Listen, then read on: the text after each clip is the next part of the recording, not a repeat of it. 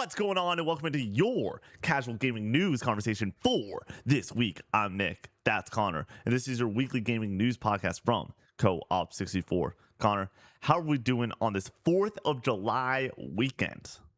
Doing good. 4 days off in a row, so that's very nice, very relaxing. I'm doing fucking nothing, and that's my favorite thing to do. So, spent all of yesterday playing a lot of Valorant, back on the Val grind now that I've stopped the marathon grind, and played some Rhythm Heaven yesterday, and that Ooh, was enjoyable. I don't know how long the like main campaign is, but I'm on the third stage, and by stage, there's like 5 levels per stage. okay. Um, I'm like so hot and cold with this game when it comes to my skill level. Like certain levels I am acing Yep. and getting the medal immediately on the first go. And then other levels I just failed my first level for the first time last night, the last level that I played before going to bed.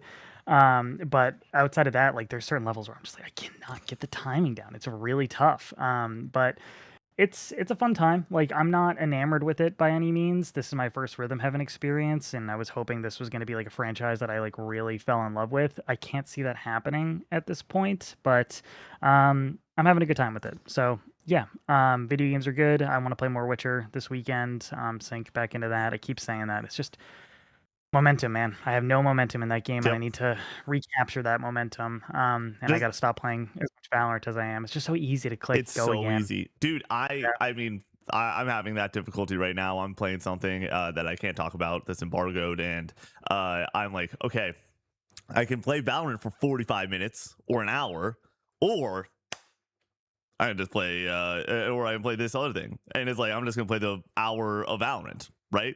Like, it's always the solution. But an hour of Valorant so often turns into 2 hours and 45 minutes of Valorant. Like, and then that's Exactly. the whole gaming session. And I keep saying I'm gonna get off, and then I have a bad game, and I'm like, I gotta get it back, or I have a really great game, and I'm like, let's keep the momentum going, and then I end up playing 4, 5, 6 matches in a row, and the entire day is gone. yeah, So for me, I've probably played like 5 games total of outside of the stream, like 5 games of Valorant this week.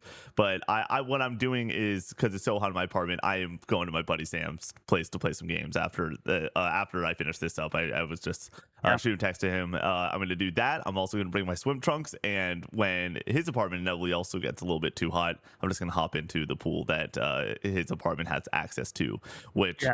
will be a great time. Dude, are Just you? do So real quick, are you 4th of July weekend? I know that you're like, I want to do nothing. Do holidays in general? Do you ever get the like FOMO at all nowadays? Like, I know that you're a bit older, so you're not trying to like party or anything. But like, do you ever get the like, man, I kind of wish I was still like doing something around the holiday? I've kinda squashed that feeling over the years with, like, 4th of July and, like, Halloween. There's expectations. New Year's Eve is the same where, like, you feel like you should do something monumental, and I always find myself in a situation where I'm, like, not really having fun just because I feel the need to do something. Like, New Year's Eve, like, going to a bar and just being out with a bunch of drunk people, especially now that I don't drink, like, isn't fun for me, Yeah, but it feels weird to not do something on a monumental day like that, where you're told that important things are supposed to happen or you're supposed to make memories. And I've just kind of come to terms with the fact that I would rather just have a chill, relaxing day rather than try to force myself into a situation. yeah. For me, the fun part has been, and this is like, it's still new that I have friends. Like, I still, it feels weird to have friends, like to some level. It's tough to move to a new place Yeah, after college and kinda restart. That's partially why I moved back to Ohio. I moved to Boston after school, and it's difficult to make friends, and it was made even more difficult by the fact that COVID started, like, 6 months into me yeah. living there, so nobody Which, was going out and doing anything. So, like, I just wanted to be around my people, yeah. and it's so much easier to just have friends that are baked into the location. So that's partially why I love Ohio so much. I have all my friends from high school that I'm still good friends with and in touch with. It's funny. Mitchell was visiting my downstairs neighbor, who's a mutual friend, and apparently Laura's DoorDash was outside when he was about to leave, and he was gonna have a whole bit about like bringing it in. And I was streaming, so he would have come on to stream, Oh, that would have been really nice. Mitchell, an OG friend I met in eighth grade, and I'm yeah, still good buds with. Andy, his friend from childhood, who I met at the same time, and we work together and still chop it up regularly. So yeah, it's really that's a very unique situation though. Like not a yeah, lot of people are good friends with their high school friends. You usually go off and go to college and make new friends and forget about the high school friends. Our parents are very similar in that way though. That all their friends are from Hanover, yeah. from M- their childhood. So For me, I feel very blessed to have a little bit of a taste of both, where it's like I still have like ride or die friends with my high school buddies. Obviously, both Matt and Scott are those two are massive in my life. But then my buddy Andrew that I go to concerts and festivals with. And then like I have like my buddy Nathan that I will always try to like once a year get up to Chicago or vice versa. Always try to communicate and get at least one visit in per year. And then I play fantasy football with all these guys. So going to the draft this year. I don't even know if you realize it's on our calendar. It's been on our calendar for 7 months, but I have a trip planned in August for me to go and take a weekend off just to be a total degenerate. Missing that last year. Draft day is the day that before the game awards became my favorite day. It was my favorite day every year. Just getting to be with your buds, hang out, eat buffalo wings. I mean, back in high school, we weren't like crushing beers or anything. It's just the excitement and the energy of like starting a new fantasy season, and inevitably like seeing horrifically bad picks from your friends and making fun of them. Like that is so much fun. yeah, But if you want to stay in touch with your longtime friends, video games, yep, fantasy football. Those yep. are the two. Those are the keys, I'm telling you. And then for my college buddies, the nice part is, yeah, I'm only really super close with Shane, Braden, my buddy Andrew. Like those are the people I go to shake knees with. I talk to Braden twice a week on average. I would say he's so good about making sure we stay in touch and are stay in each other's lives. But the fun part is I play fantasy football. I was the commissioner of a 14 team fantasy league for 3 years. And then I decided because I was in so many leagues and there was a lot of responsibility with commissioning a 14 teamer, that I gave that commissioning duty to my buddy Gabe.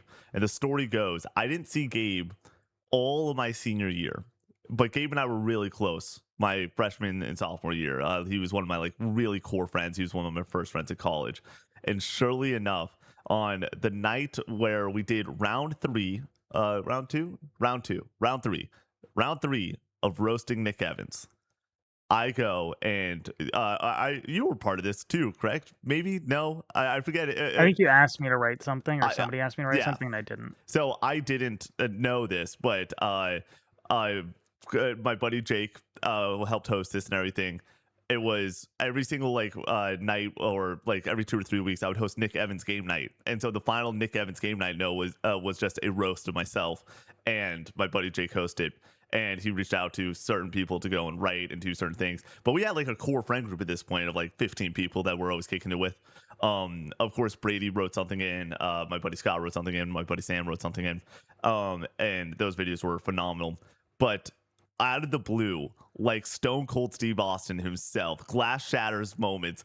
Gabe walks through the door suited and booted just to like roast the fucking shit out of me. And he delivered the goods. Like, obviously, you can go down the numerous stories that we have together, or you could just make fun of me to my core, you know, like, and he was excellent. And so like he's one of those people that now post grad and everything, he's just been a great friend to always reach out to, catch up with. And then I still play fantasy with these guys. On the 14 teamer, I'm just no longer the commissioner, he is. And Yeah. so we're really good friends. And like having that like two-pronged thing definitely helps me post grad, where it was like, okay, like I can hang out with Brady and you a bit, but like I still have friends that I can talk to and get my cup filled that way. But now, adult me, I don't know why this is a therapy session all of a sudden. Adult me is like, oh snap! Like I actually have like core friends that like really care about me that are asking me to hang out every single day to some level, being like, and there's the people that know the stream schedule so well at this point that they know better to not ask on a Tuesday night if I'm free, because I just get sad that I can't like hang out with these people. But that, it happens. I'm doing work and I like streaming so much. But there's also just like the people that are like, hey, if there's a lot of people that know like some of my work is editing. They're like, what day do you plan on editing this week, or what 2 days do you plan on editing? Let's go to a coffee shop, do it that way. And I'm like, that's so strange to me still, like to have the option to do stuff. So bringing it back around to the 4th of July and everything, it's odd that like I have multiple people reaching out being like, do you want to do this? And to me, to some level, I'm like, I just want to play video games this weekend. Like I kind of need to just play video games this weekend. But I also will plan on most likely going to the pool tomorrow a little bit with Brady. One of his good friends has a pool that I got an invite to just for the morning hours, like not even like this like late night thing. And then I think I'm gonna go and kick it with my childhood best bud Sam and crush a few drinks at his fiance's mother's place and have a great Yeah. time there.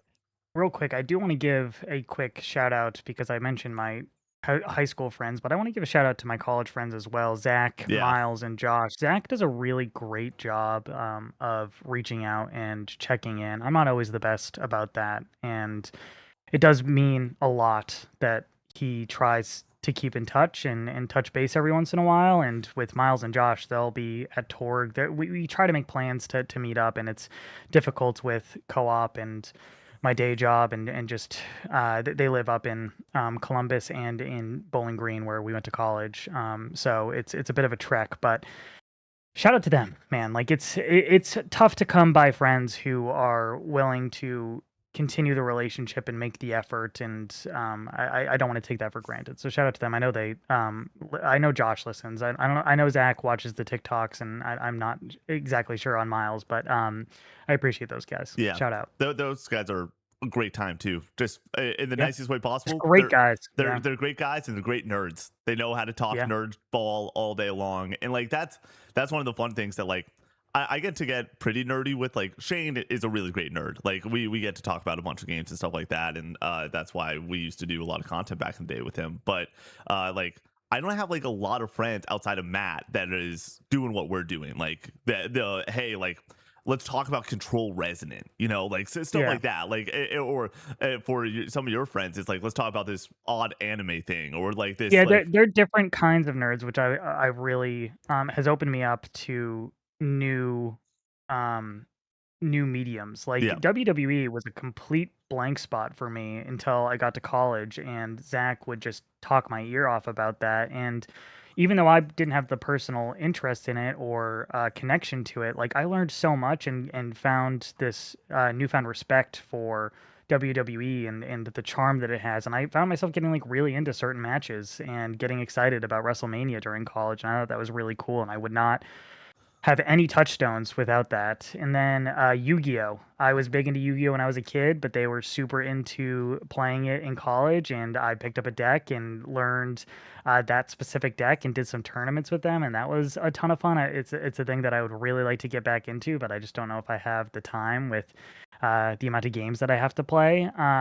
But yeah. And then comics, like Zach is like super into comic books yeah and like the deep cuts and everything, and like he can tell you like the backstory of a lot of the characters that I was seeing in Marvel movies, and adding that context into like and comparing like what they should be and what they are in Marvel movies was cool, just to have that comparison point and understand like, oh, like this is like this in the comics, and do I prefer that, or do I like the interpretation of like um DMC. Drax. Oh Apparently, yeah, Drax is like super different in Guardians in comparison to how he is in the comics. So I found that really interesting. But yeah, it's that cool is to.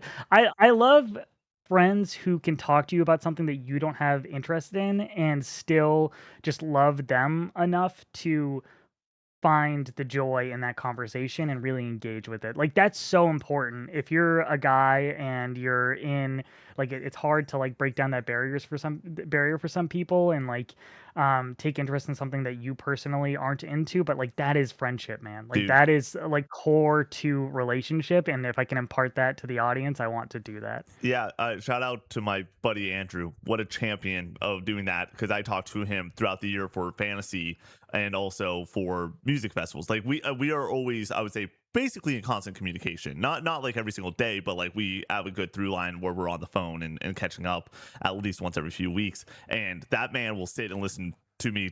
Hey, how's the business going? And I go for 7 to 10 minutes about business or the game that I'm playing or just something that like and he is so good at listening, taking it in, and then asking questions. There's such that large difference. I say all the time. I shout out to my friend Anna and Caroline. Those two had a moment, and I say this all the time to them, and they know this story well.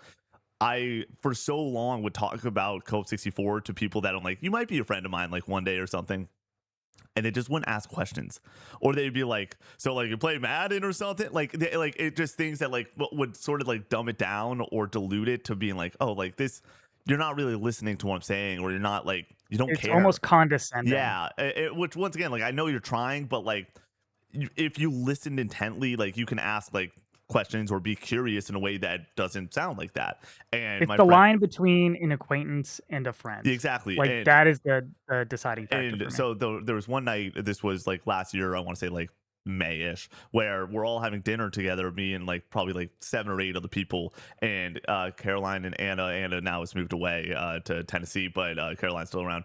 They were both just so invested, being like, oh, so how does this work, and wait, how long have you been doing this for, and why are you passionate about it, and like how does this, like, do you do at, like all these questions that or not like they're not being like, so break down the story of Control Resident. They don't give a shit. Like they're not caring about like of the game itself, but they're asking questions that they're interested in because they're interested and they want to get to know me better. And like I was like, oh, but I left that dinner being like, oh shit, like those two people are genuinely like friends because they are asking questions and want to know more, and I try to do that my best with the people I care about, because I'm like, there's such a large difference between like, how's your week going, and I know you're struggling with this, let's talk about that, and let me try to either impose wisdom or try to just listen, or just try to be a better friend, Be there because for you. yeah, like they're there for me, and that's what friendship is, like you said so well, is that like being able to listen even when you don't fully care, but you care enough to ask questions and participate and want to be a part of I it. care about the subject because I care about you, Yes. is the kind of synopsis of that. Yeah. And before we get into housekeeping and everything, I know there's someone listening right now that probably is like, man, I don't currently have a lot of friends, or I don't even have a friend. And to you, I would say, one, there, it's okay to be alone, and being alone, it's hard. And I get that. You can try to figure it out, and it might not be perfect, but I always say good place to look, discords. It doesn't need to be our Discord, but like if you want a game, if you're listening to this and you're a gamer, like talk about games and just have some sense of community. Our Discord's great. There's plenty of Discords that are great for that, but then also just in local communities, there's, just try to search a little bit, because it's out there. I promise you that it is out there. Like Yeah. you might need to try something new. Maybe you're not super athletic, but like there's pickleball courts or there's a basketball court. I'm just gonna go and shoot a ball until some people come and drag me into a game of 3-on-3 or something like that. Or it's, hey, I'm gonna go and just read at the library until like, so I bump into, so like just try to get out there. The community is out there. I promise you, if you search for it, it will show up. But you do have to search and put a little bit of effort in, and it will work out for you. Before we get into housekeeping, I do want to point out and acknowledge the fact that this week has been complete chaos for Co-op 64 because of the heat. Unfortunately, Nick's AC unit is shot because of the amount of power that everybody's utilizing in his apartment building. So that is why we are shooting from home. That is why Nick does not have the lights on. I suspect that this might be a consistent issue for a while. So I appreciate some grace and Yeah. understanding during this. I also don't have my AC unit on right now. I might have to turn on eventually. I apologize if that affects the audio quality. Yes. And thank you. We'll hop into the streaming side of this, but as Connor said, it's been chaos. Like right now, I'll peel behind the curtain a little bit. My PC is, it feels like it's about to explode. It's radiating so much heat. Like my thighs are burning next to this Yeah. PC right now. It My is, phone is telling me that it feels like 108 degrees outside right now. yeah, It's more like 90, high 90s, but yeah. with humidity and all that. Right now I have this fan. If I did not have this fan on me, I'd be dying. Like, I have 3 beverages in front of me. I drinking coffee the past few days, awful decision because it's just not water. Like Yeah. taking in anything that is not water is a bad idea. Anyways, so yes, I'm going to run through the streaming schedule, and we're going to try to get this as good and proper as humanly possible, but just stick with us on the highs and lows of Cope 64. We're always trying to make sure that we, at least podcasting wise, we will get done with every single podcast. Streams just might be a little bit weird for the next probably week. I checked the weather, like we're going to be in the 90s next week, but like it really is that, like, can we get in the middle of the day to the 80s? Like it just can't be consistently in the 90s from 9 a.m. until midnight every single day, like it has been. With that being said, though, just stick with us. Are you ready to hop in, Con? Yep. Housekeeping, patreon.com/Cope64 gets you this show 3 days early, gets you the casual gaming conversation 3 days early, and a bonus episode of the casual gaming conversation each and every week. We just shot a Chrono Trigger soundtrack tier list, 60 songs, an hour, 48 minutes. Me and Maddie Lou having a great time doing that. Matt tagging in for a late night crew session with me. A lot of fun, a lot of laughs. Connor, I'm not going to lie. I might have had the greatest D's Nuts joke of all time on that podcast. And Fantastic. Trent Reznor got brought up, aka Hell yeah. it was a classic Co-op 64 type of piece of content, if you know what I'm saying. That just, When we do Kingdom Hearts, we are not doing every Kingdom Hearts song. what We'll are do you the talking- Kingdom Hearts tracks. We won't do the Disney tracks, I think. I was saying, sure. If we're doing like Kingdom Hearts soundtrack tier list, right? We're just doing KH1, right? We're not going through the whole franchise, or are we going through the whole franchise? We gotta go through the whole franchise, dude. I'll let you make that playlist. Roxas's theme, Shion's Yeah, theme, like these are they're like the bangers. best of the best. We have to talk about I'll this. let you make the playlist, and then we'll go Mhm. from there. But Okay. yeah, anyways, great piece of content, really enjoyable. If you also, I think that this is like the moment that it's the reminder that Matt is way smarter than me and will always be way smarter than me. Listening to this man talk about music, not only because he studied it for a long time, plays multiple instruments. Yes, I believe so. Like the dude knows his shit. And so if you're somebody that just like wants to hear somebody talk shop about music in a way that is really in depth and really interesting, Matt, having him on for these podcasts is an absolute treat. And I also think even if you're not a Chrono Trigger person, listen to this podcast, because the music in the background, this is such good, like just background music, because we're talking over the tracks and you're just getting to hear some of the best music in gaming history. It's a great time. Also, we have an amazing backlog of like over, I want to say 90 hours of content over there, just at that $5 tier. My Q&A recently. Q&A, good time. There's a lot of great content. We got a lot of great content coming up for it. So that is the $5 tier. At the $10 tier, you get Recollecting Retro, Connor's Retro Collection Show. You get the Co-op 64 podcast, something that we're shooting literally tomorrow. Very exciting, on the 4th of July. Going to be a good time. And then you get to also write into the podcast. We have a lot of write-ins. I wonder what they're going to be about for this podcast and for the Casual Gaming Conversation. And at the highest tier, you get your name read at the end of each and every podcast we do here. Connor, heads up, the document that, like, the names down below, that is June's names. There's a different document that's July names, just for if I make you read at the very end of the podcast, just to flip over to that other document. Cool. So but we are reading the July names. I have July names good to go. Yeah, but they're just not the ones that are down there. And then you also get to be the 4th topic on the Co-op 64 podcast. We spin a wheel, you get to write in, potentially be that 4th topic. Twitch streams. I'm gonna try my best to properly get through this, because we have not had like a meeting about this, but I think I know where we're at currently. Twitch streams for you. Monday is going to be shenanigans. It is most likely going to be Mecha Chameleon, with me and Brady hosting that, potentially having Connor on. Tuesdays and Thursdays, it's time. I'm putting GTA Vice City aside, and we are playing Birth by Sleep. Me and Connor sitting on the couch, having a great time, sweating. The mouse everywhere returns. the return of the GOAT. It's gonna be a great time. And then Wednesday, Connor continues on with Last of Us Part 2. Morning streams.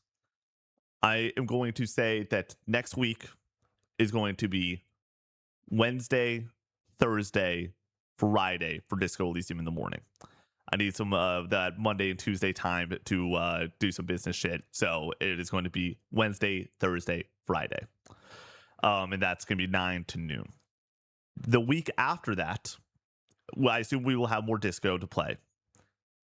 I will make sure that Tuesday will be me finishing Disco Elysium in the morning, at least, and going through that. The week after that, though, we also on July 18th, I want to say that Saturday or maybe Friday, the weekend of the 18th, Connor also has his marathon stream, the trophy stream. This was a promise stream. We're excited about it. It's a piece of co-op 64 days stuff that we need to get done. It's gonna be a great time. Connor, I didn't forget, I'm buying hot peppers today for me and Brady. Maybe I remind him, maybe I don't. We'll figure it out. Anyways, gonna be a great time. You're not gonna want to miss that stream. Also, streaming, as much as it's madness, this seems to be the schedule for next week. There's a chance that we're playing Gambling with Friends on Monday. There's a chance that we're playing 007 on Monday, but it definitely will be BBS, and there definitely will be a me and Brady thing starting up on Monday. I think that we want to do one fun one-off before we hop into 007 together. Yeah, I do not stream on Mondays while I'm over there for Yep. Birth by Sleep, because then I would be streaming 4 days a week. Yep. And so this is obviously a big commitment for Connor to be doing this, but he signed up for it. So yeah, but we take him off the Monday stream for these type of shenanigans. Bit of inside baseball here, behind the scenes, some business talk. If it's too hot, do we want to just do Birth by Sleep with you like over Discord? We could. It depends. Yeah. I just streamed the capture I would to you. prefer, yeah, I would prefer to be on the couch with you, Same. but I like it. Really just depends, because the big thing is like right now it is like with the fan on, like it's bearable for me. Like I'm not melting right now fully, but like you add 2 lights, you add an extra TV in here, you add you in here, like you already know how hot it gets when it's 80 degrees and there's 2 of us in here. Like 90 plus it might be pretty tough, but we'll see. The goal obviously is to have both of us on the couch together. Anyways, that's all the streaming goodness we got coming up. We are trying to shoot hot ones. We like me and Brady are just trying to shoot it when it's not 1,000,000,000 degrees out, because I think we would faint on like level 4 if we did that. Discord, join the Discord if you want to make new friends. Go and play games with them. We have fun community nights. We just did Among Us. That was a great time. Everyone left that, I think, really happy and wanting to play more, which is always cool when we get a community night like that. We don't know what the July one's going to be, but it's going to be a great time. Merch, Co-op 64 store. Yes, we do have new merch coming in the fall. Get excited about that. But if you want t-shirts, hoodies, mugs, you can go and support the channel that way, and it helps us out, and we just love seeing new people wear the stuff. I have a little fun story for you that I'm gonna say now before we get into the bad news of the week, right? I go and see NoahCon Wednesday night, and I saw it with a good friend of mine, and I posted a story with her, and she reposted that story. I got a follow this morning from somebody that only follows her. And I was like, oh, like, who's this person? I click on their photo and they're wearing a G Fuel t-shirt. And I'm like, oh, goodness. This has to be a fan of the channel. Like, this has to be someone that knows who I am. And I let that person follow me because I reached out to them and they're like, yeah, they're cool. They're fine and everything. But it was funny where I'm like, man, talk about the nerdiest thing that you can have on a t-shirt. I think G Fuel might be the 101. Like, that might be ahead of like Dungeons and Dragons. Like, that's a crazy piece of merch to have. But I've never had G Fuel. Have you? Oh yeah, back in college. It's a time. Dude, people would snort that shit, dude. I'm kidding. I was never. I never like. Part of me. Somebody said this. They were like, "Why is it right now that there's a bunch of 27-year-olds acting like it's freshman year in college because it's the summer?" And I know a lot of 27-year-olds. And they are doing exactly that. Like, people are being bananas because the World Cup plus the summer is like so hot for everyone right now. People are just sitting by the pool all day, drinking, partying, like it's freshman year of college. And I'm like, All right, yeah. I mean, I'm not doing that, but it does seem like a lot of people are having a lot of fun out there, which is a good time. I don't know why like snorting G Fuel made me think of that, but apparently it does. Review us over on Apple Podcasts and Spotify. Gets to show up to more people, and drop comments in the comment section down below if we mess something up on this episode to set the record straight on the next episode. Connor, are you ready? Do it. Headline: Physical disc production ending in January 2028 for new games releasing on PlayStation consoles. This is Sid Schumann over at the PlayStation blog. Quote: as consumer preferences and the broader entertainment industry continue to shift away from physical discs to digital, physical game disc production for all new games releasing on PlayStation consoles will be discontinued starting January 2028. Following this date, new games will be available on PlayStation Store and at retailers in digital formats only. This transition has no impact on games that already released or will be releasing prior to January 2028 in disc format. This is a natural direction for Sony Interactive Entertainment to adapt to consumer trends as the general preference for digital media significantly outpaces physical discs. This transition will enable us to align more closely with how most of our community prefers to access and play games today. We'll continue to prioritize our resources to drive innovation in how players can access games and provide choices as to where players prefer to purchase new games, whether that's at retailers or PlayStation Store. We remain committed to delivering a world-class gaming experience to our fans, and we thank you for your continued support. End quote. Connor, the news that was like a gunshot around the world for the gaming industry ecosystem. This is obviously a take that comes with a lot of nuance. I'm excited to break all of it down with you. But when this news that PlayStation is going away from physical media, how did that make you feel? For my personal feelings, I couldn't give two shits about this. But I know that like my personal perspective is very narrow and selfish. And I think when you start breaking it down in a broader perspective, like this is just objectively a bad thing. But personally, just getting that out of the way, like I haven't bought a physical game on PS5 since like 2021. I got the PS5 Pro and I bought a disc drive for it, and I still have not installed it into my Pro. I have like 7 PS5 disc games. Like I just haven't returned to any of them or felt the need to replay them. So I don't really care personally. Like I am fine with buying my games digitally for modern consoles, and I also understand that, in my personal opinion, the PS4, PS5 store, which is currently interconnected, and the PS6, 7, 8, so on and so forth, like we will have access to these games. It's not going to be like the PS3 where the store shuts down. And we'll talk more about that later. But like the PS3 has a very specific architecture that makes it very difficult to port those games over, and that's why we don't have access to them on the modern store. But like from the PS4 onward, we're gonna see backwards compatibility. Like these games aren't going anywhere, in my opinion. There will be some fringe cases where games are blipped out of existence. We've already seen that as it is, and that sucks. I do hope that with this change, publishers and developers are more careful with licenses and get their license to be like in perpetuity rather than like have like an end date, noting that like they want their games to be available in some capacity, and the only thing that really prevents that is the license running out for these games. That's what we've seen in the past.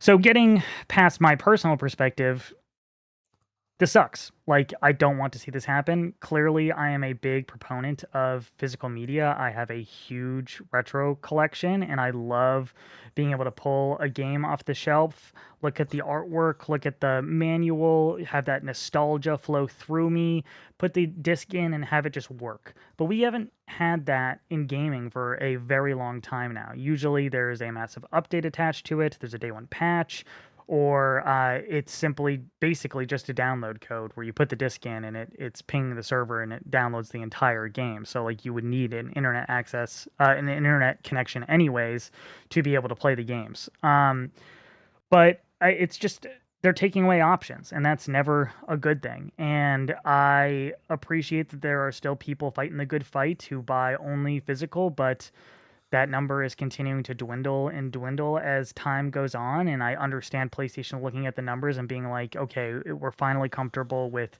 rustling some feathers here and making some of our audience upset and making the big box stores upset as well that sell these games like Walmart and GameStop, and these partners that we've had like a good relationship with for decades now. We are burning that bridge completely, Yep. like, and we are going to piss them off, and hopefully they still like carry our like consoles in stores, but like this is a big blow to them. And I imagine they've noted all of that and run the numbers on that and said it's worth it now for us to move forward with this because we're going to be able to get a full rip on every game rather than share the earnings with these stores or have the potential for people to sell back the games and others purchase them used and we get none of that money. So I understand why they're doing it. I hate that it's happening. I don't want to see this happen. But I would be lying if I said that I personally have like this huge um negative feeling surrounding this. Like, but I want to hammer home the fact that I don't want to see this happen. I don't think there's anything that one could do about changing this. We can make a Yep. big fuss, but I think they probably went into this knowing that there was going to be a really big fuss, and they simply probably don't care. There's also like the aspect of them fixing the price, and since they basically have a monopoly in the PlayStation ecosystem on prices and the games, they can set the price however they want. They don't necessarily need to do sales, and they also have a monopoly like on the AAA home console business right now. Yeah. Like Nintendo takes a chunk out of that a little bit, but like Xbox isn't fighting back at them, so they can't even offer something different. They can't say like, "Oh, games are cheaper over here," or "Oh, we still have physical games for Xbox." And with that in mind, like they can just do whatever the fuck they want, and I think that that is scary and could lead down a very dark path. I hope that that's not the case, but I do want to point out lastly that like I just don't understand why people are so okay with PC being all digital, because I think they look at Steam as like a good guy, like an infallible entity that is extremely consumer friendly, and I do think they have a lot of policies that would qualify as consumer friendly, but like there's still this massive corporation that is driven by profits, and I think that that can be said for PlayStation as well. And I do think that PlayStation is pretty good about putting their games on sale. Like, Yeah. I think that that is an underrated feature of the PSN, where like they are constantly running sales and with pretty steep discounts. Maybe they're not Steam sale level discounts, but like they're pretty. You can get games for like $5, $10 pretty Yeah. regularly, and I expect that will continue to be the case. So yeah, I'm not happy about this. This sucks, but I think the doom and gloom and the world is ending mentality that a lot of people have, I don't personally share that. I am much more upset about this than you are. I think just from a visceral reaction standpoint, because I do buy a well majority of my games physical still. Like over 80% of my games, I go to GameStop and I buy physical. Um, with that being said, yeah, options being taken away, never a good thing, obviously.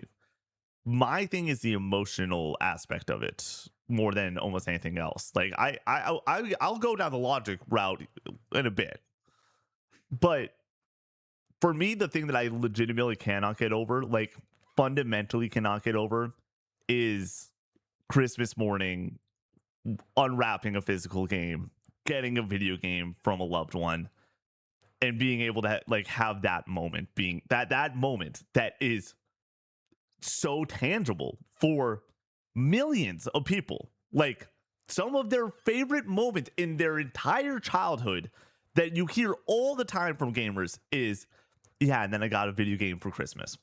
And I got the game, and then I got the console, and it was this whole thing, and it was awesome.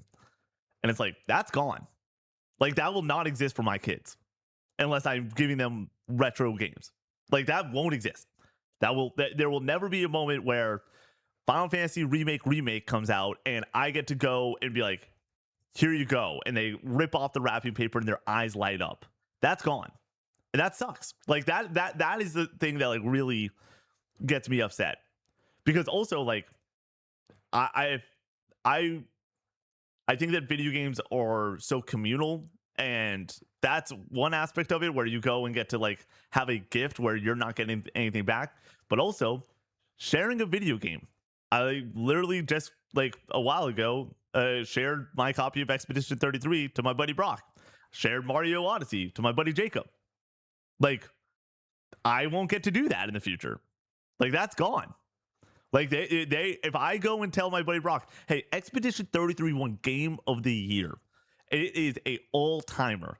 It will make you rethink how you perceive video games. And he's like, but I kind of want to play Ghost of Sushi or Viote more. I'm gonna go and pick that one up instead. I was able to jump the queue of games for him by being like, well, just take this. Here you go. Get on it. And he got on it. And he's beating it today. I'm very excited to go and have his thoughts finalized on it. But that's gone. And that means if we are 10 years from now, he doesn't play Game of the Year Expedition 33 because financially it doesn't make sense for him. He only plays a couple games a year, and he's going to play the heavy hitters that he knows, like the sequel to Ghost of Tsushima.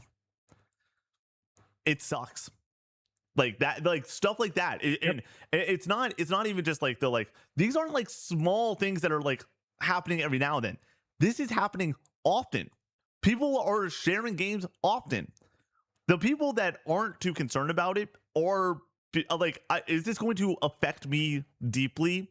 Probably not. Other than like taking away certain things that could be the case in the future. But like, yeah, like I am going to go and buy certain things. Something that it does massively affect is when the PS6 doesn't have a disk drive, which it won't. I am going to have to dust off my PS5 every single time I want to play Rebirth. Yep.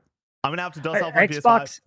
Yeah. Xbox is apparently prototyping some way to digitize your disc-based games. Yeah. And I hope the PlayStation does something similar. Because that's ridiculous to me. Like, they might have like an external hard drive that's just like a USB, kind of like what we see for like CDs on for PC. Like you have to buy like a plug-in or whatever. For me, it just will never like. Once again, you're adding more steps. You're making it complicated for something that I don't want to do. I want convenience. And the convenience of buying physical media in the past was I can sell it, I can share it, I own this thing. And now it is, no, you don't. You're not able to share it. You're not able to go and resell it back to a GameStop situation. Like, that sucks. That is insane. Also, it makes game key cards look like sunshine and rainbows. Oh yeah, like that Nintendo's being the good guy because at the very least you can hand it off to somebody else. I think also we are underrating what is a massive market for a lot of gamers, which is the used game market. We buy our games new. I buy my games new. I buy my games day one. I want to play the new hotness. That has been the case for me since 2023. That's been really the case, I would say, since 2020. If there is a new game that I'm looking forward to, I'm spending the market price on it to get it day one. I got through college trading games in, or basically treating GameStop as a rental service because they have a very forgiving return policy where like if you beat the game within a week you can just return it and get all your money back. And I did a lot of that during college. I would buy games like Red Dead Redemption 2 and play through it over the course of a few months, and when you went to turn it back in, it would still be like $30, so half off on a new game like is huge for a college student. And then that going away is definitely really massive. Such a bummer. You're talking about college students. You're talking about, I would say, just like lower to middle class families, or like I like high schoolers. Like for me, the way I re-picked up The Last of Us was a used copy for $20. Like that option is going away.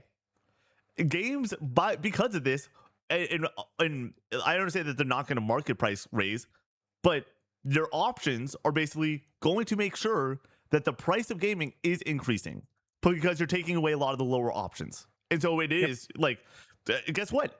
Nintendo games, the way that I would want to go and make sure that like my future family plays Nintendo games would be if they games key cards did cease to exist would be, hey, like I'm gonna review the new Mario Kart game and then I'm gonna give it to my kid after I finish reviewing it so he can play it or she can play it, and that doesn't exist anymore. Like that option's away. I would need to give them my Switch or whatever. Obviously, that's not the case because Game Key Card Exchange. But I'm talking about like PlayStation 5. Same deal.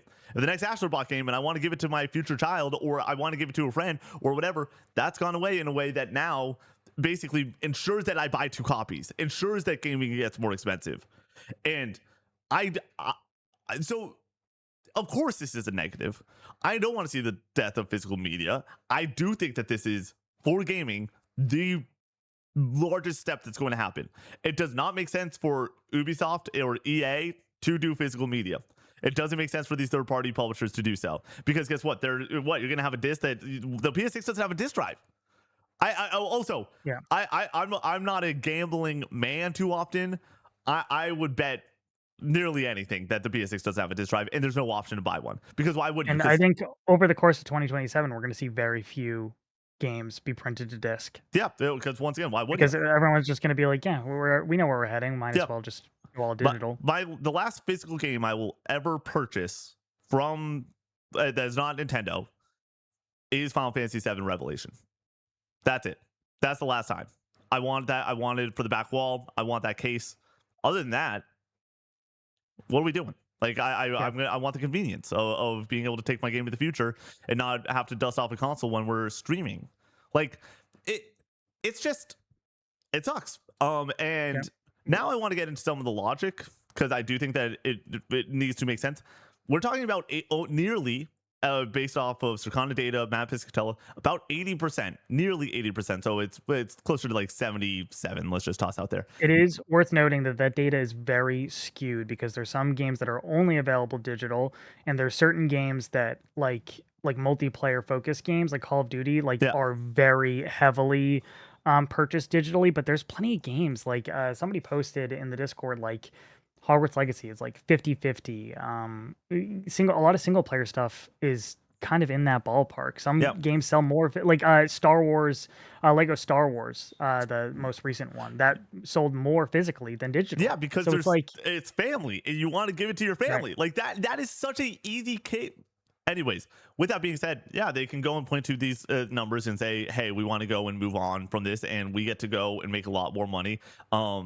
Gene Park, Washington Post fame, went on CNN. I don't know if you've seen the clip that's been going around. Awesome clip. He obviously does phenomenal work. Going and being like, yeah, they get to cut out on manufacturing. They get to cut out on processing. They get to cut down on all these costs and just win out. Like they are minimizing their cost, maximizing the profit, and they get to keep game prices the same. All it does is screw over the consumer. All it does. Yep. And so, And you would hope that some of those savings or those the boon that they're going to get from this would dampen the blow on hardware cost or like maybe make up for some of that. And you already know they're not going to like drop the PS5 or PS6 is going to still be $1,000 yeah. regardless. Well, I think that the question is, what are we talking about with it? A big thing I do want to ask is like, what is the PS6 at this point? As I've noted, no disc drive, but like 2028. Well, that's when we're getting the PS6, y'all. Like that is 100% the day that we're It's gonna going have to be $1,000. It's gonna be $1,000 bucks. At this point, we need to bring in some write-ins because there's a lot of them, and a lot of them share just a large amount of frustration. So I get it. Night Echoes writes in just like you can at that $10 tier and says the death of physical is not the end, but just the first step in the process. Now, with the reliance on memory more than ever, prices and components will continue to skyrocket. By the time the next generation ends in 2030s, we'll find out what producing enough memory is too cost prohibitive. All games will be released on streaming via cloud, marking the death of media ownership in consumer electronics. I just hope that people push back on that and say like that's not an option. And they Yeah. must know that. Like cloud gaming is not popular, and it's never going to be popular. There's always going to be a downside to it. There's always going to be some input lag. I want to play a game on the hardware and have it be like a clean experience, and cloud does not allow that. And I think most hardcore gamers agree with that take. Otherwise, cloud gaming would have taken off. It's not going to happen, or at least I hope that people like really make a big stink about it. And like obviously people are making a big stink about this, but like then you have the numbers to support this being the right Yeah, decision for PlayStation, or like they think it's the right decision for them. I think with cloud, like there is way too many people that would say no, we're not doing that, and that would also remove the need for them to they want the money that they get from selling hardware. yeah. Like even if it is more expensive, and the memory cost maybe like keeps going up and up, which I don't suspect that it will in perpetuity. I think it will eventually come down. Something will, the bubble will pop, or they'll find a way to manufacture these more efficiently, or RAM gets more efficient, and everything won't just keep going up and up. And hopefully they're willing to still make hardware, and even if it's more expensive, I think they will. I want to bring in Toby, who says it can't be overstated how terrible and anti-consumer the end of physical gaming production is. The fact that after 2028, no one will ever be able to own a new PlayStation game is ridiculous, especially in an era where game prices are on the verge of increasing. Of course, it's unlikely that PlayStation will restrict access to or remove games from people's libraries, but the fact that it is even possible when I am expected to fork over a minimum $70 per game, $125 Australian, might even be enough to turn me off from PlayStation's consoles. It is terrible.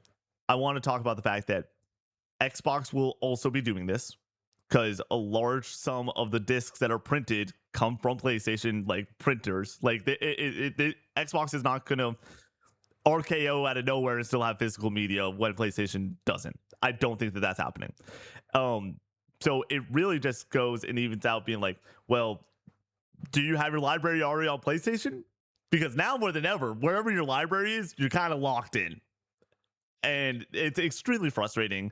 But if you want to stay in that AAA space where you're getting the new hotness from anyone from Capcom to Rockstar to From Software, that's not going to be on Switch 2, it's like you're still going to have to choose this or that or Steam. But if you're a Steam person, you don't give a shit about physical media, like you never did. And so Yeah. that this is a non-issue. It just now it depends on where you want to allocate your money. But I completely agree, Toby.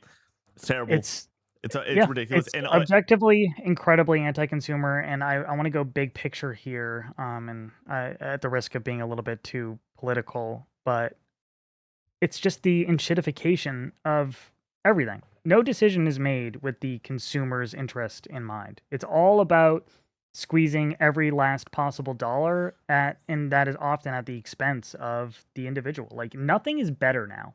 I think that's why people are like so nostalgic for like the 90s and retro tech, because like food is worse and it's made cheaper and you can taste it like just on the first bite. Like it's like all made with what I like Crisco or something. Like it's just like not good. And like games, like we don't own anything. Same with music. Like everything costs more and everything is of lesser quality because they're just trying to get away with the lowest possible bar that they can clear to sell these items to you. Like, and that is what we are seeing here, and it sucks. And I hope that something changes and people are willing to band together and say, like, enough is enough. Like, we want better stuff. Like, they used to make products of quality because they would sell because people would notice the quality. And now it's like, it feels like it's the reverse.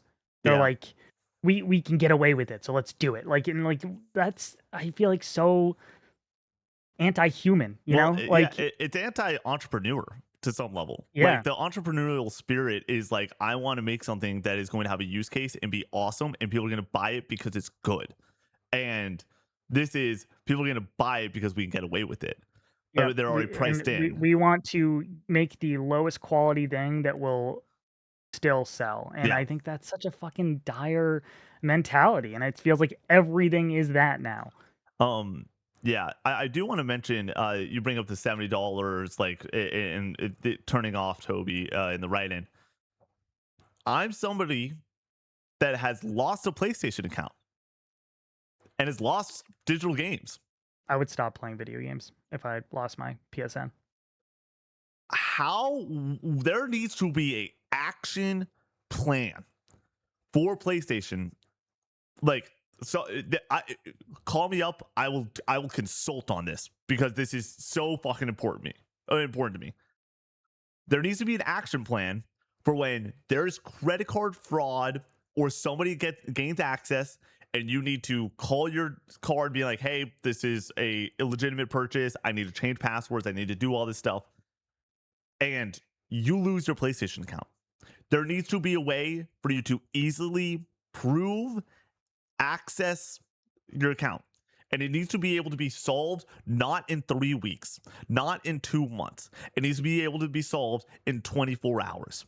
Yep. If that There need happens. the PSN needs to be better with security and customer support if they're going to do this. Like there are many high profile individuals, like the guy who had the highest trophy score, like, Yep. and obviously that brought a lot of eyes and made him a target because his account is worth a lot. Like he doesn't have access to his account anymore.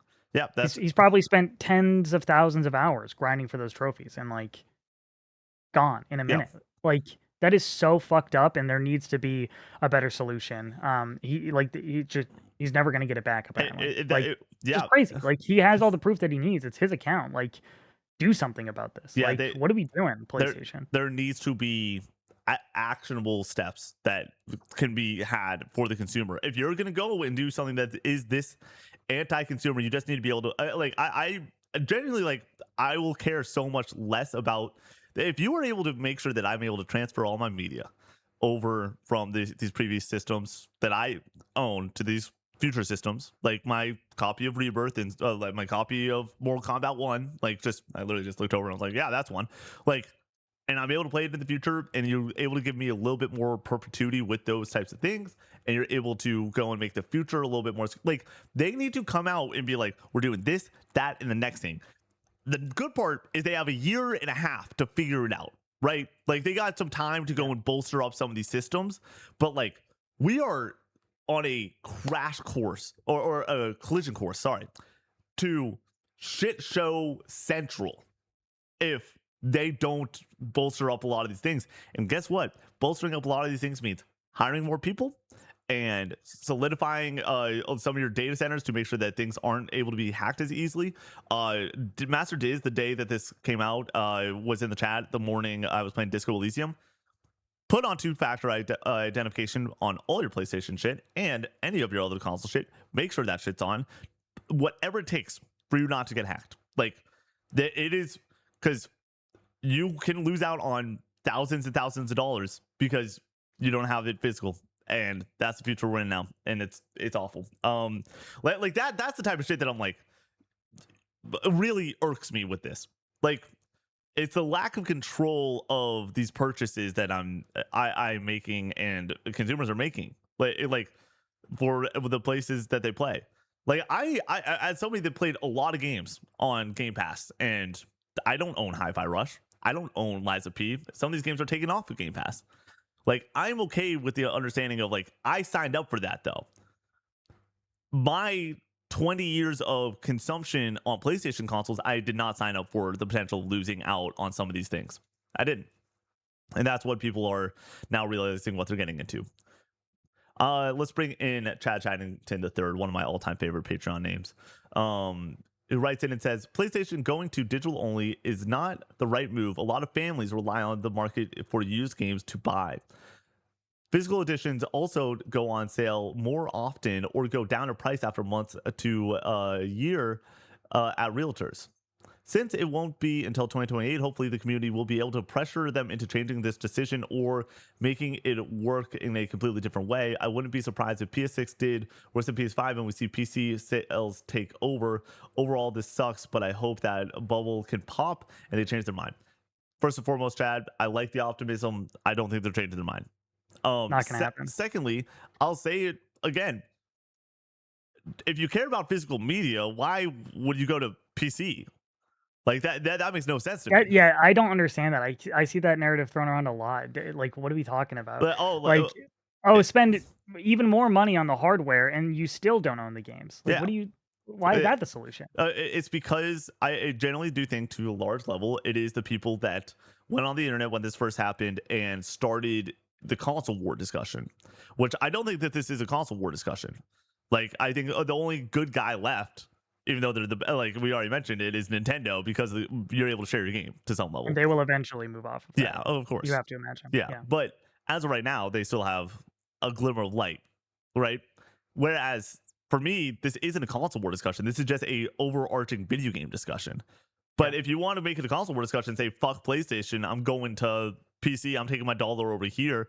It's like, well, PC's not giving you physical media. Xbox won't be giving you physical media. So like They you're when not proving anything with putting your money where your mouth is. when they made this decision, they knew they were gonna get blowback.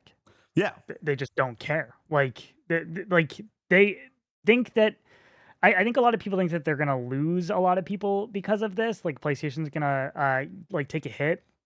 I think a lot of people are just going to end up swallowing this pill, unfortunately. Like, I would love people to band together and say, like, "No, enough is enough. We're not doing this," and, vote with their wallet, but I just don't like, most people are just very complacent, and most people are all digital anyways. Like, if this was so important to so many people, like, I would hope that, like, over the years, they would have shown their support for physical media by buying physical media, and it just hasn't been the case. yeah. I want to bring Rathnoth who writes in and says PlayStation taking away physical games is going to price me out of modern gaming, and it also makes me do a full 360. I think you mean 180. From definitely buying the PlayStation 6 to probably not buying it. I know that it will be expensive, and before I was going to find a way to make it happen, but now I'm not feeling like it's worth it at all. Supporting a company that's created a monopoly on their digital storefront while also using dynamic pricing is not something I feel comfortable with, and I'm sure more gamers than expected will agree.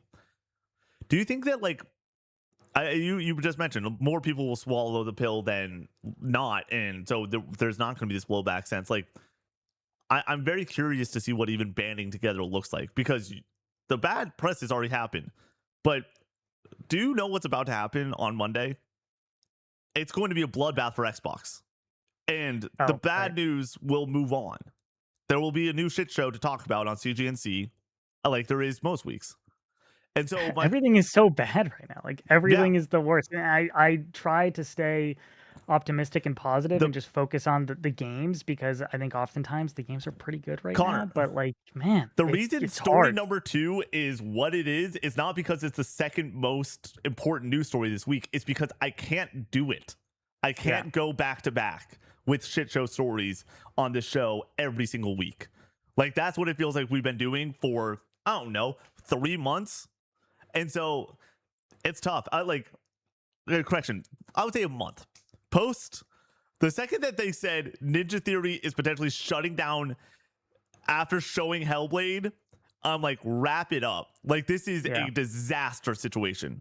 So, Speaking of monopolies and PlayStation being able to have full carte blanche control of pricing on their platform, like, do you think anything legal might come into play? I know there was some lawsuit that claimed that PlayStation had a monopoly on their store, and I think it got tossed out. But yeah, now that this is happening, I think that there's more of a case to be made. there's more of a case to be made, but I would volley back if I was a lawyer. Once again, not legal advice or whatever, but like if I was a lawyer over there, I'd be like, you're telling me that we have the monopoly on a storefront when Steam exists, when cloud gaming is way further produced on On PC, Xbox you in the can buy future? from multiple different stores, though. Like, True. you don't have to buy from Yeah, Steam. yeah. I still would go and say in the console space that you can argue that even though they have a large majority of the sum of consoles out there, Nintendo still has a massive, massive share of digital storefront sales, and then It's Xbox is doing their thing. It's also worth noting that I guess if you want some of these games on discount, like Walmart and Amazon will probably offer codes like Yep. on their Yep. website and they can discount those. So Yes. I think that might be the argument that they make to skirt around a potential lawsuit. When it comes to the digital pricing, though, just in general, I think that we're a year or so out from when the PS6 starts. Most games will cost $80. I think that that will be the case. I think that PlayStation first party games will get to that $80 amount, and then the hope is that Astrobot 2 just sticks around that 50. Like the hope is that there are still those $70, $60, $50 titles, and it gets more dynamic. But yeah, we are in a world that post GTA 6, there will be plenty of games that try to step over the plate with that $80 price point. That sucks. And not being able to own it physically, yes, you own less and less of your media than ever before. That is 1,000% the case. Yeah, and on Rathnoth saying that he's thinking about just bowing out altogether, man, I respect that. Like, there is so much to play over the last 40 years of gaming that you can access for cheaper, and purchase physically, and oftentimes these games are going to be better than the stuff you can play nowadays. And like, if I only had access to PS3 back, like I would just have so much to fucking play. I'm just put in a tough position here where like I gotta talk about what's new. It's a part of the job, and but I respect others being like, I can't with the AI, with the no physical games, with the increased costs. Like, what are we doing? Like, I hope enough people put their foot down and say like, I'm just gonna go back to the classics, and then hopefully PlayStation sees some numbers drop and adjust their strategy. I want to bring in Richie Card as the last, most likely the last write-in for the rest of the show. But I also just like to put an endpoint on this entire topic. I understand that the industry is moving towards digital, but doesn't mean I like it. There's just something about going to the local Target or Walmart and looking at all the games and electronics and picking out what your next gaming adventure will be and owning that game for life. With this change, it's going to be an adjustment for a lot of people, me included. Buying a code in a box seems so wasteful at this point. This isn't going to be the thing that makes me stop playing video games, but it just killed my nostalgia for owning physical games. I hope Nintendo doesn't follow suit. They're my favorite, as they're my favorite major. They're my favorite of the major three consoles. Yeah, Yeah, I want to close this by saying that, like, while I don't have this personal, like, very deep personal gripe with modern games going all digital, like, I just really do sympathize and agree with just about every point that everyone's making to the contrary. Like, but yeah, I just it is what it is, unfortunately. yeah. For me, this is obviously something that like I have a huge amount of disdain for. I'm not. I buy a lot of games digital. I'm not like this is the hill I'm willing to die on. Like I'm not wrapping it up for gaming with this, but I love the like some of my favorite days I've had being full time with Code 64 in the past year or so has been okay, the new game's out today that I'm gonna go and review, and I drive to GameStop and I get a large Coke beforehand and I pick it up and I talk to the people at the store and they now know my name and I know their names, and like I gotta say what's up, what are you playing, how's it going, like try to bring some of that energy into the store and pick up the new game, drive back, like feel giddy, like taking the photo of the game, sending it into the Discord, like the let's go moment, like that's gone. And Yeah. I will not be as happy just going and all right, press the thing. And then the last thing, GTA 6. I implore you, if you love physical media and you want these memories to exist, they probably won't exist anymore. But the midnight release of GTA 6, I highly recommend people get out and go and celebrate video games with their friends because it won't happen anymore. Like you won't have these physical midnight releases. They already don't exist too often, but it's sort of over when it comes to those memories. And so I highly recommend go out to your local gaming store, whether it's a mom and pop shop or a GameStop, and go and party. Freaking light off fireworks. Don't actually do that, but like go and have a good time and celebrate this medium that we love in this physical space because it, you're just not going to have that option in the Yep. future outside of Nintendo releases. If you love physical and want to continue to connect with that aspect of the hobby, go support your local game store. I'm sure they are going to take a bit of a hit because a lot of these stores sell new releases, and Yep. that is going to hurt their bottom line a little bit. But if you want to capture that feeling of picking up a physical game, like Nick was talking about, talking to the employees about what you're picking up, talking to other people at the store, and being in a space around this medium that you love.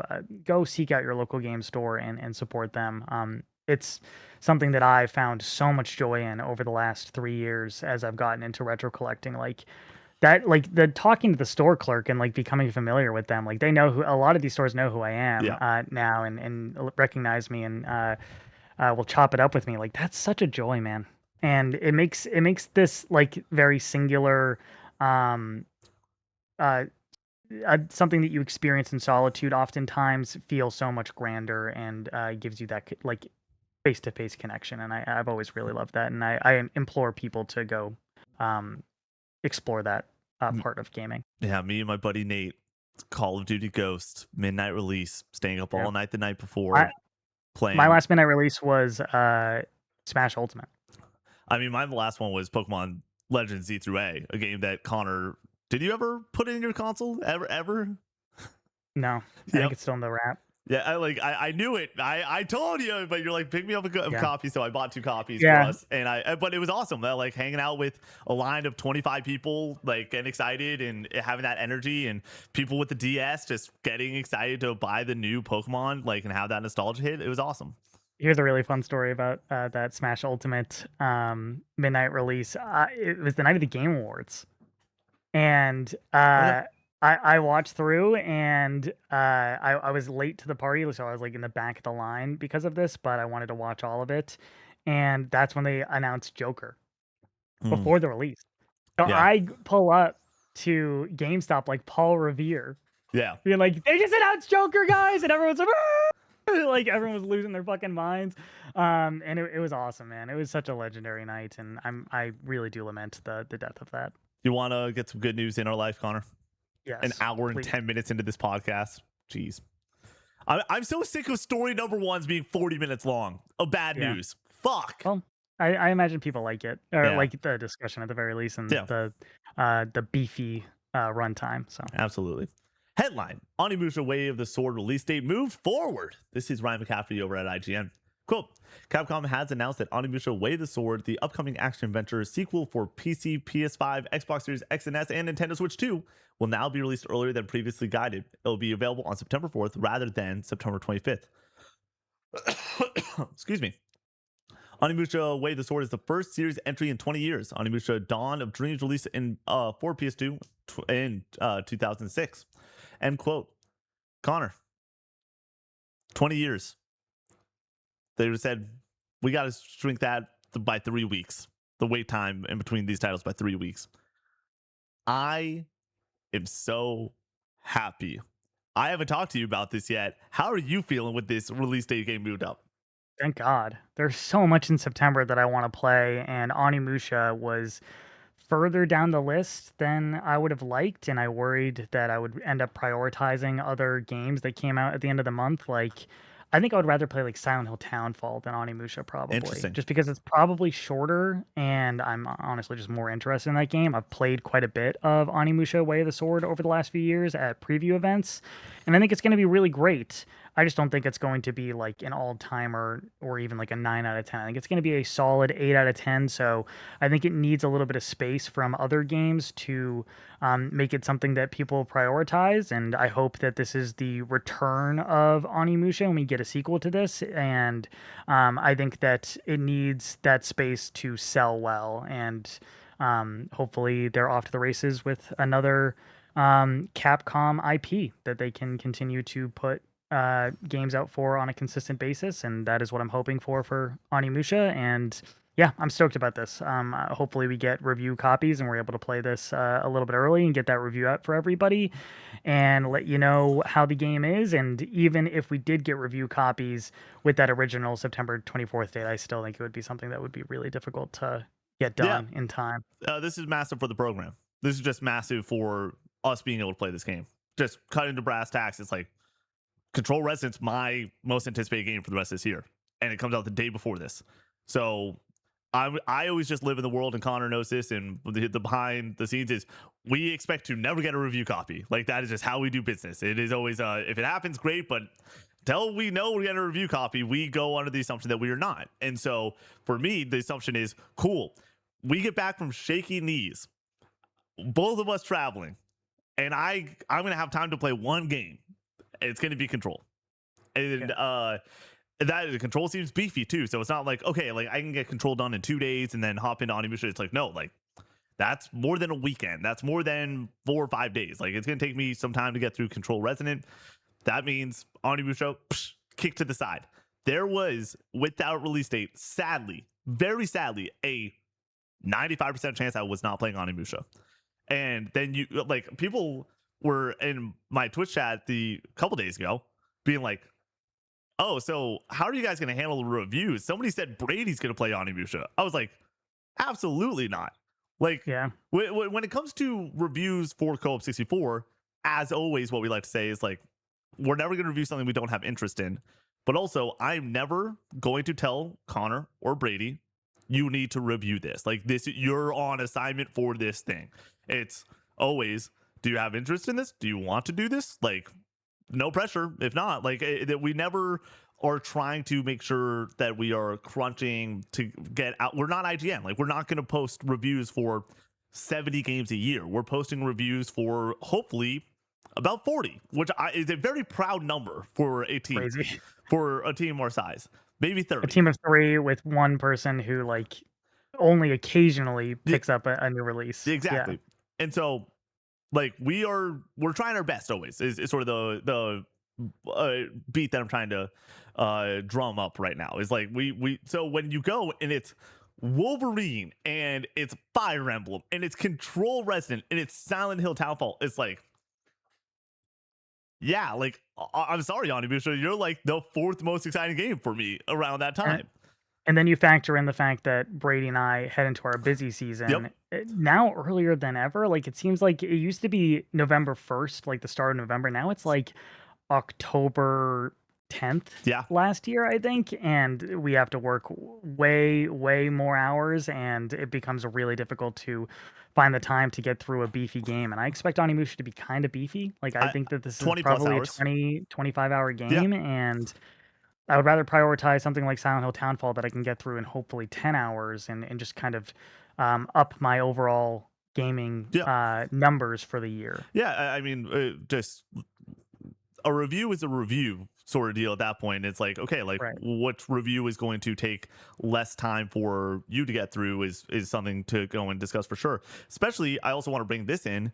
Like, I don't think either of us are Blood of the Dawnwalker people. Like that's not a game that's on our radar in the way that it is for plenty of others in the industry.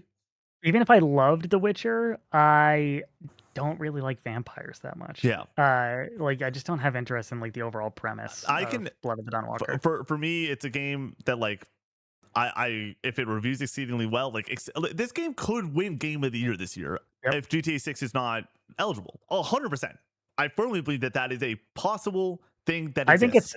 I think it's more likely that this game is like a 78, though. I agree. I totally agree. If I were to put my chips on it, I would say that it's going to be in the lower side of 80 than on the higher side of 80 for sure. Yeah. With that being said, it's like, okay, Orbitals is right around there, but I can get through Orbitals in a couple days with you or Brady or something like that. And then that's not Memorial Day, Labor Day weekend, or when Onimusha comes out. It's like, cool, I can just grind Onimusha for a weekend, like, and just have a great time and get the review up before Wolverine comes out, and we're both playing it, and it's we're all in. It's a headline on a CGC, like, hell yeah, man. Like, we talked about how screwed September is multiple times. September, like, by all accounts, is I told my buddy Brock this. Yeah, it's still completely messed up. But I told my buddy Brock, I was like, you're not going to see me in September.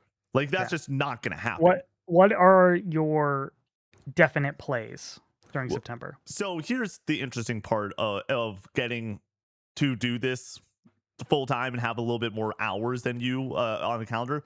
My plan as of right now is I will play Orbitals, most likely with Brady, just knowing that he's normally he's normally my co-op guy. I will play Onimusha, basically for sure, because either we get codes for it and I'm able to take some time in August to play it, which is, I want to bring up the fact that like August is completely free outside of Marvel Tokon for me. Shout Um, out Capcom. They're always really good to us. yeah, they always So get like they're very good at getting codes early too, like to make sure that you yeah, have ample time. So once again, we don't know. I have no zero idea, guarantee. But but yeah, if we get one or not, but if we do, then that's great because August is also pretty free. But my plan is Orbitals. It's Onimusha. I am 1000% playing Wolverine. The hard part with yep, Wolverine is I will be trying to beat Wolverine in 3 days, and I probably will. Like I think that I can get that done, which is it comes out on a Tuesday. We fly out Friday morning. So I got 3 days. jeez. You're not being Wolverine, but like for that weekend, one Yeah, thousand percent. But plan is to be Wolverine, and then I will be there seated day one for Control Resident. So I will beat 4 games releasing in October, and that is plenty, and that is awesome. I love what there is. I say it all the time. There's certain months that I get through technically, like I beat 7 games. September and October most likely are 7 game months for me. Like those are on the table for sure. orbitals, no matter what. Yeah, Um, Onimusha, if we do get codes for yeah. it, and I can play it in August. Wolverine for sure. Fire Emblem is going to be something I chip away at. You're not going to get a review for that until like fucking December, but I Yeah. want to finish it before the end of the year. Um, and then I think Silent Hill Townfall, and I fear that I'm gonna have to wait on Control Resonant, I, and like maybe that's something I chip away at through October and November. But um, Star Wars then we Classic have Racer, E-Day, Castlevania. Ocarina probably too. Yep.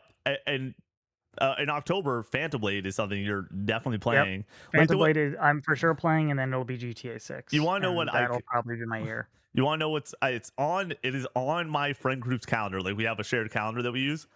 Freaking October 23rd, baby. I cannot wait.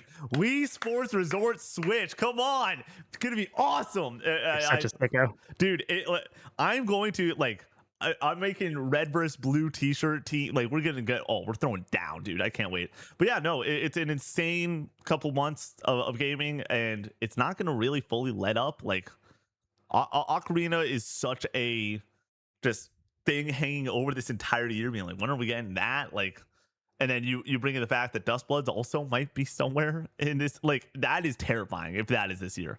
But yeah, the reason I wanted to sort of break that this is story number 2 is like this is such good news. And also we talked about it, like, could somebody move up? Like, moving up was the right solution. You can't move back because then you run into October. You can't move back even more because then you run into November. And then you can't move back even more because no one's playing games in December. Everyone's doing holidays and getting excited for the next year, and you're just on a different wavelength. And you're outside of the game of the year conversation too. Getting to move up was the solution. And the fact that Capcom was able to find a way to get this game 3 weeks early, get it out, as I've said multiple times over, before Wolverine. There are people that are like, man, Capcom's on a roll. I want to play Onimusha. They're not even thinking about the fact that they maybe already pre-ordered Wolverine, right? Like they're not thinking about the fact that Wolverine is a week and some change later. Also, this might be on a different paycheck. Like where you got the Right. paycheck the week before, you play through Onimusha, then the next paycheck hits and you're able to hop into Wolverine. Compared to you just bought Wolverine, you're still working through that. Then Onimusha comes out, and you're like, yeah, I'm just gonna skip out on it. Or controls like, or right now the question, because also Orbital Switch 2 exclusive, like you're gonna get the option of being like, okay, Blood the Dawnwalker, that's AA. Maybe I'm not about that. Like I want to play the August has been a dry month for me. The next game on my gaming calendar is Onimusha. Like you're competing with something completely different than Silent Hill Townfall, Control Resonant, and being after Wolverine. I think that this is like an all-time move, in my opinion. Like getting this early is so important. If you move it 2 weeks, then you're close to Wolverine. You don't want to do that. But the fact that their competition is truly Blood the Dawnwalker and then a Switch 2 exclusive co-op game, I like this is awesome. And it helps out our calendar a whole bunch. I do want to point out one potential negative with this, and that being that this does open the door to some crazy crunch for the development team, Yes. and I hope they're being responsible with this decision and not overworking their employees. Hopefully, they just kind of crunched the numbers and saw that, like, okay, like we're ahead of schedule, we can move this up, and we're not going to have to work crazy overtime to get this over the finish line. I Completely agree. With that being said, with the amount that we've continuously seen from Onimusha, game got announced 2024 Game Awards, 2025. We get that initial hands-on demo experience in August. This SGF, you got a beefy section. They got to show off a whole bunch of it. Like I'm not shocked that this game could be ready and go gold mid-August. Like that does not sound shocking to me. I understand that they want to release this in September to have that like more holiday-esque release coming off of April and February with their two other major titles this year with Resident Evil 9 and Pragmata. But like I would not like they're August 20 something, this game going gold, not shocking to me at all. And that would sort of check out. So yeah, this is exciting and good news. September just got a little bit less effed up, which is it's music to my ears. And also I get to play Onimusha now. Like we went from a 95% chance of me not playing it to I would say a 80% chance that I do, which is really awesome. So yeah, can't wait. I like Connor. I needed some good news. I like this week's story number 2 makes no sense, but here we are. I'm happy that we got a little bit of a win before we talk through 2 more bad stories and then one last fun one. Headline: an update on PlayStation Store for PS3 and PS Vita. This is Sid Schumann at PlayStation Blog. Quote: after nearly 2 decades of supporting the PS3 console generation, we want to let you know that we will be closing the PlayStation Store on PS3 as well as on PS Vita. PlayStation Store on PS3 will close in select markets starting this year, followed by a global closure for PlayStation 3 and PS Vita next year. That means new content purchases will no longer be possible once the PlayStation Store closes on these devices. To ease the transition, players will still be able to download previously purchased content after the closing date for the foreseeable future. End quote. Man, right when you're ripping away digital media or physical media just in general, you come in with this story to back it up. I do not think this will happen with PS4 onward. I don't think that'll ever be the case. I hope so. But I at the end of the day, the reason that this is so shitty is you can't guarantee it. Yep. And if you're telling me that in 2060, it's a little bit easier for them to shut down certain servers, that they want to go and like make a little bit of money. The issue is that the stores are tied together. Like Yeah. the PS5 store is the PS4 store in many ways. The PS3 store is a walled garden, and same with Vita. Like there's no connection to that, and that makes it hurt even more because there's so many games that are only available digitally on PS3 and Vita. Like so many PS1 classics that they've done a decent job of getting them over to modern platforms. But like, if you want to play Xenogears, your options are buy it on PSP or Vita, which you can't buy it on PSP because that store is shut down. Yeah. Or you can buy it on Vita or PS3 for like $20 or something. I'm not sure exactly on the price, but like a relatively cheap price. Or you can spend $250 on it on PS1. And there's so many games like that, and that fucking blows, man. Get ready to sail the high seas because people are cracking open their PS3 and Vita, and they have been for years and years, and getting access to every single game, and that will become the absolute norm. I personally don't like doing that. I just want to buy my fucking games and download them. It just makes me feel weird, and I'm worried about getting banned, even though like there's very little risk to that for that to happen. But I like over the last few years, I've consistently bought Vita games and from the PlayStation Vita store, and you have to go on the web browser and add funds to your account and then go over to the store and buy something. You can't just like buy something outright on the Vita, so it's already been a pain in the ass. But how it's going away altogether, I'm sure there's a few digital games that I'm gonna be looking to pick up in the coming weeks and months that I just want on my system ready to go. I have a 64 gigabyte memory card, so I can load that bad boy up. Obviously, I'm big into the Vita collecting as well, so I have access to a lot of these games, but it still fucking sucks. Like, I really hate this, and I will have to probably bite the bullet in the future and crack open my Vita once again. I did have a cracked Vita. I bought it from a store pre-modded, and I undid it all because it made me feel bad, which I know is weird, but like it's just the way my mind works. I apologize. Connor, we need to talk brass tacks. When are we doing it? Like, we have to do this eventually, but when are we doing it? When are we buying a PS3 with PT on it? Like PS4. A PS4 with PT on it? I don't know. We have to at some I point. like. Did we look up how much that cost? Wait, what? Give me a number. What do you think it costs? I thought like we discussed it being like $1,000, and then it was way under that. PS4 with PT installed price. I got It'll be 350. I got 350 on eBay. not Uh, bad. It's the issue that you just can't confirm it. Probably. I got 450 over here. 700, 600. I think like here's the other thing that we could do. We have been reached out to before where somebody has it. Somebody like they are like, I will just send it to you if you want to send it back. And like, I just want to play this game. Like, I think we should do that. I think we should yeah, definitely explore that if yeah, we can. If somebody can trust us and be awesome yeah, about doing that, we will send it back. I promise. But like, that would be awesome to get to play through that again. So much nostalgia yeah. around that I experience mean, and taking it to friends' houses and playing through it at sleepovers and dude, like there's so many weird, cool gameplay mechanics in that game, and the way that everybody had to work together online to figure out how to progress in it. Like you have to like speak into the microphone and like say a certain word 3 times. Like dude, it's super cool, this dude. this Hideo Kojima cat, he's got Yeah, it. He's got something, dude, I man. cannot wait for OD. I can't. Yeah, I cannot wait. Speaking of OD, back to the shit show. Headline avowed the Outer Worlds and Fallout New Vegas developer Obsidian Entertainment reportedly not at risk of closure amid Xbox reset. This is Wesley Yunpool at IGN. Real quick, this was immediately updated, so I'm just reading the updated report section of this. Quote, Bloomberg reporter Jason Schreier has said the game business report about Obsidian is incorrect and that the studio is not in negotiations to avoid shutting down. Quote, plenty of details are still up in the air surrounding the layoffs. Pictures will be clear on Monday, but Xbox is keeping Obsidian according to people familiar with the situation, end quote, Schreier said in a post on social media, end quote. So there's a lot of like, it's going to happen, and then the Schreier guy, if you're going to trust anyone in the industry to know what's up, him putting his foot down, be like, no, it's not happening. I would bet it's not happening. Connor, Monday, welcome to the 76th Hunger Games. Red Monday. Yeah, it's going down.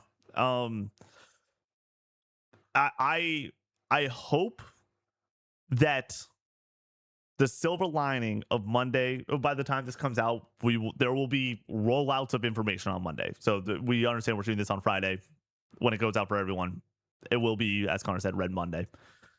I hope that Monday rolls around and it is very clear that a couple of these studios are spinning off. A couple of these studios are able to keep some of their IP that they're currently working on. I'm looking at you, Senua, and I'm looking at you, Blade. And I hope. No way, Arcane can just keep Blade. That's too big of a license. Well, You'd have to imagine they it would have to probably go and cost a ton. it's basically they'd be bringing on the contracts themselves. Like they would be paying Yeah, for the license themselves as a new studio, which which would be I don't think they can do. it would be it would be insanely expensive. Yes, Yeah. because the Xbox is currently paying for that IP right now, or to license that IP. Yep. It's going to be a shit show. It's going to be bad. It's going to be potentially very bad. Let's stick on the Obsidian side of this before we hop into everything else.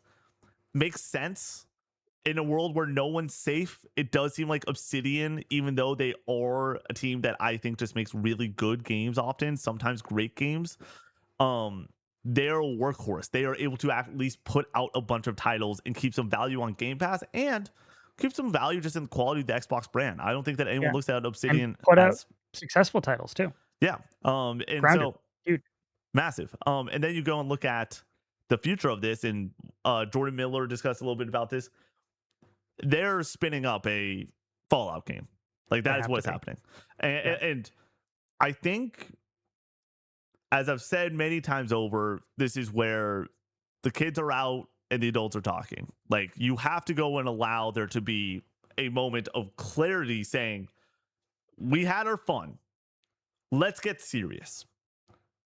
And I don't think that, as much as I love A South of Midnight, the game dev time for that, what that game to be, is not serious. That is losing money. And so you cannot go and be like, all right, let's greenlight another game for sure for all these studios that have lost this money. Obsidian, I do look at them as they've probably made the money over the past 10 years. So you keep them on. I think that it's really just that simple for what Ostrich And is looking at. it's the potential of what they can be. Yeah. Like, they are one of the studios under Xbox that maybe could be considered a little bit double A, but has the potential to scale up and make a triple A banger Fallout title. Yeah. So, just because they haven't done that over the last few years, like, I think that they know what they have and it fits under the new regime and the new game plan, and I think that is why we are seeing this, that they are safe I for now. think I think that the writing also has the writing room out of Obsidian does have a whole lot of talent in it. And Yeah. so if you're going and trying to spin up a Fallout game, the writing is one of the most important aspects of that game. I think the gameplay will be there because this team not Dude, Fallout New Vegas happened years. Like the people that work at Obsidian are not the same people that made Fallout New Vegas. Like there's a lot of turnover in that time for sure Mm. because of how old that game is. With that being said, like they know the gameplay systems that they have in place for something like Avowed in the Outer Worlds is very similar to the gameplay structure of a Fallout game. So Yeah, like, I would go into a Obsidian Fallout game assuming that it's going to be better than Fallout 4. yeah, that's fair. But I think Yeah, that that's a fair take. I would say as good is the hope. Like yeah. I I think think Fallout that 4 is really great. yeah, I know that's a hot take, but but yeah, I think that they deliver the goods with that one and would be awesome. When it comes should we talk about State of Decay developer Playdead y- or Play? Is it play, Playdead Labs yeah, that I think so. That or Dead Labs? I don't know. I can look it up. Playdead is a studio that makes Inside and Limbo, but so that's why I'm getting tripped up. Yeah, Undead Labs. Undead Labs is Undead what it is. Labs. Yes. Yeah. Um. Yeah. My I don't question know to why you. there Sorry to keep Yeah, you're interrupting. good. It's a problem with It's Discord. the latency. Yeah, it's just yeah, occupational hazard. I just don't understand why they keep letting these studios get straight to the right to the finish line and not allowing them to put the games out. Like, it just doesn't make any sense. My Like, could State of Decay 3 be a hit? I think it's probably a bit unlikely, but it could be. So, I like, why not let them just get over the finish line? Does it really cost that much money? It's releasing next year. my I if I'm just talking brass tacks, I look at that game and say, is it going to make us money or lose us money? It's going to lose them money. I would put my chips on this game is not as successful as it needs to be side of things. It's had a tumultuous journey to eventually come out. It has taken too long. Let's say that this game is successful. Let's go on the fact that it actually gets them in the green. Do you want to go down this journey again with this team? Like, do you want to go down this long ass of like we're spending hundreds of millions of dollars type of deal to pay for this amount of salaries for a team that But is not going to potentially do you want to do this again? I don't know. But why does putting the game out lock them into doing it again? Like, It just let doesn't. them get the game out, recoup some of the costs, and show them a little bit of respect Sure. to this team that has worked under you for the better part of a decade now, Do you, and then walk away after that. Connor, do you think that respect is on their mind right now? No, but I'm just saying that that should factor in a little bit. Like, It they should. just I don't. But if you want to just do the dollars and cents, like, I think dollars and cents wise, it makes sense for them to get some of this cash that It's, they have pumped into this, like, and earn some of it back. I mean, I feel like that's the case with plenty of games that don't come out, and the reason has to be that the dollars and cents don't make sense. Like that, it But has we're to be. right here. We are right Connor, here is the problem. I understand, but why does this happen often? I promise you, the accountants on this team are saying, "Well, we can write this off as a tax write-off and gain back certain things, and we're good to go." But I Does it also, happen that often? Like, and not all the where time, it's but like it does. right at the finish line and they cancel it? That doesn't happen It's not all the very time, but frequently.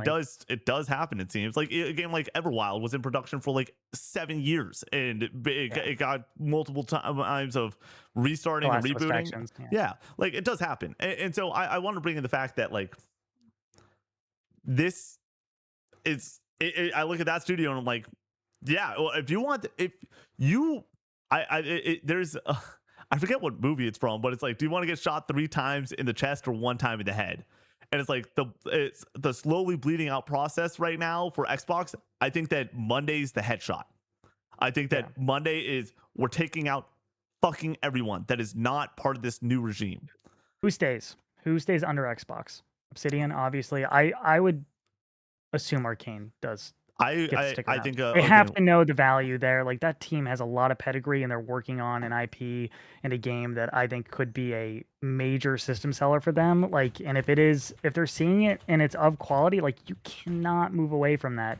The issue is that it probably costs a lot to develop because of the license, and maybe they're like, it's just not worth continuing on with this and eating this cost in the short term. Yeah, I think that Arcane will be good. I think that Bethesda, Machine Games, id are all safe. But How is Clockwork Revolution in Exile totally safe? I think that I think that that game is getting received pretty well from the Xbox audience, and Yeah. I think that that helps. I'm not Like, there, why is that game so special in comparison to some of these other games that from these studios that are going to get shut down? Like, I just don't understand that. but by the way, the 3 shots in the chest or one in the head. I was like, I know who said it, but I can't put the movie down. It's a Moneyball quote. It's Oh, nice. it's the scene where they're firing someone. So funny enough, with the Monday conversation we're having. Love that movie. So good. I watch it on TikTok every year. But yeah, going and having the shit show situation for a lot of these teams, like I think that Bethesda, all things considered, at least they make great games, and I think that to some level they make profitable games. Like they get to utilize big IP that is the future of Xbox in a large way. They're Yeah. like, you want to go and stoke the fire on Doom, Fallout, Elder Scrolls, I think Indiana Jones, Wolfenstein. Like those are large IPs that they do not want to get away from. So I think that they're, by all accounts, should be and will be safe. It's worth noting that I think Starfield actually like probably made its money back. And It probably underdelivered in comparison to their higher end hopes, but like I don't think it like lost them a ton of money or anything. It just damaged their perception yeah, for the mainstream audience. So, which I think future money is also something that game did lose them future money for sure. If right. Elder Scrolls comes out and it's not 90 plus, the faithful of Bethesda games being like, oh, it's just another Bethesda game. Like I'm not doing Starfield again. I'm not going to buy this next one. Yeah. Yeah, I like it's So then we think Senua, Ninja Theory, they're they're getting the gone. boot for Yeah, sure. I We don't think think they're going Double to get Fine's to. getting the boot. I, Yeah, I do I not think with that world class motion capture yep. on their books. I imagine motion capture studio on their books. I imagine that's gonna potentially be a deciding factor for them just shutting down altogether. I Double think Fine will that spin Double off. Fine's gonna be fine. Yeah, Yep, Double Fine will spin pun off. intended. What was the other studio? Compulsion. Compulsion. They're done. No, I think they're probably done. Yeah, I think that Undead Labs. I think they're done. I think they're going to be okay. I think that they are going to stay under Xbox and get this game out, and we'll I see. hope you're But I right. think that's me being really I optimistic. was Yeah, about to say, I hope you're right. Like with all this, to just reminder and clarify, like neither of us want we any don't of want to these see any of studios. this. Yeah, Yeah, close this is down. But terrible. I also And understand. I right now when I look at this, like I for I firmly blame the past regime. I firmly blame Microsoft at large. I firmly blame like you don't get to go and be a new CEO and you look at the shit show that you're dealt and go and say, well, we're not going to change anything. Like this is the massive swing. This is them swinging the bat fully and saying, like, if we're going to try to revive this brand in any which way, we need to stop producing things that might lose us fucking money. Like do we they could, sell? Do they sell after calling the herd, like, getting the do they? price down? The studios, do they sell to any buyer? Are you saying are they sell studios or does Xbox try to get? Oh, Microsoft try to sell Xbox? Microsoft tries to sell I Xbox. I think, saw that thrown around yeah. I earlier think today, that and I think that Microsoft, that lines up. Like we saw, I think it was Embracer Group, or no, it was yeah, it was Embracer that like kind of did something similar, or it was Square Enix that sold off a bunch of their studios, like yeah. their American studios, and a lot of people thought that that meant that they were going to try to get acquired. It didn't end up happening, but I don't think that Xbox tried to get it acquired. I do think that they could try to buy their own independence, like and get it out under the Microsoft umbrella. that would be the death of them, like Well, for yeah, sure. because that's the death of them if they continue to not run at a profit. Like right now, they're not running at a profit, and they're able to go and Well, siphon off of Microsoft money to make sure that they're able to go and do certain things. exactly. But they also have, as a company, Call of Duty money, which is Yeah. FU money. And so you're able, like, the goal of bringing in Activision, and I think that this is a quote that has been said multiple times, and I agree with this quote for sure, even though it did not work out. It's like you're saying that if you could buy Call of Duty, you wouldn't do that at a base level. That makes sense. Like, you're telling me this thing that is going to print money forever. I will be 50 years old, and a Call of Duty will still have massive relevance. I I don't firmly believe agree. that. Oh, dude. I have pizza bet. Like, what? I don't know how we. Yeah, it'll play out in 50 years. Yeah, I think but in 25 years, Call of Duty will not be the powerhouse that it currently is. Not even close. something would need to eat its lunch money. But the fact that Fortnite exists and Call of Duty is still as powerful as it is, it's like I don't know. People are still gonna like. I expect Madden to still be a powerhouse. I still expect like a lot of these 25+ year franchises to be kicking ass and taking names. Like Call of Duty is Marvel. It's DC. It's a We're massive seeing IP. the death of Marvel and DC right now, potentially. They'll come Like, back around. yeah, I think they will have their hits still, but like we're not going to be anywhere near where we were during Endgame, or Sure. even like with the early Snyder stuff with how much money those movies made. But what I'm saying is, in 25 to 50 years, Circana data will still come out, and Call of Duty will still be in the top 10 every single year. That's what I'm at. That's what I believe. Anyways, like they were supposed to be able to siphon off some of that money and give them to some of the studios because we're just trying to go and bolster the Game Pass lineup. The Game Pass lineup's dead forever. Is exclusivity going to bring back Xbox? Not if they're doing it half-assed like the way they currently are. They need to get a box out the door. They need to go and have a killer app on that box, and they need to go and regain sales of console market share, and they need to regain sales of just games. Like they need to And make the box needs to be cheap. and the box, yeah, It's not going to be. the That's box. the kill blow for If the them, I fear. box is they need to take a bath on it. They need to be less than PlayStation, and they need to go and totally get out of the hybrid model. That dude, the Steam machine is $1,000 and it's worse than a PS5. What do you think a better version of the Steam machine is going to cost? Even if that thing costs like $600, I still think it would be a tough sell Yeah, because with it's those worse than a specs. PS5. Like, Yeah. like, why would you go and buy something that costs like a similar amount when it is so much worse and you don't have exclusives? It's Obviously, outside literally the PC just to play exclusives. old games on your television, Yeah, which is nice, but yeah, like it's a nice to have, not a $600 nice to have though, let or alone a definitely not a $1,000. $1,000 Yeah. nice to have. Yeah, So yeah, I look at this and I think that it is egregious when it comes to the layoff strategy that they're implementing. I think that it is inhumane. But right now, the business there's no more Mr. Nice Guy, and Asha Sharma is going to take the blunt of the shit show. They stepped in to they stepped in to GM the Browns, like, and they're going to clear house and try to reorganize and bring in talent and utilize what they makes them special, which I do think that, like, we've mentioned it many times. We could talk about the Phil Spencer era as many different things. What is inexcusable is you buy Bethesda and we don't have a new Elder Scrolls or Fallout game spun up. That's inexcusable.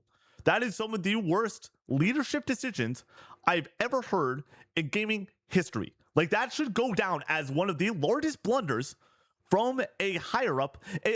I look apparently at Todd. real quick. I look at the PlayStation Live Service push almost as less stupid than not having a Fallout or Elder Scrolls game going and starting. That, in my opinion, at least one like makes logical sense to be like, okay, there are gold potentially in these mines. You want to know what are gold like compared to seeing a gold mine and just walking past it.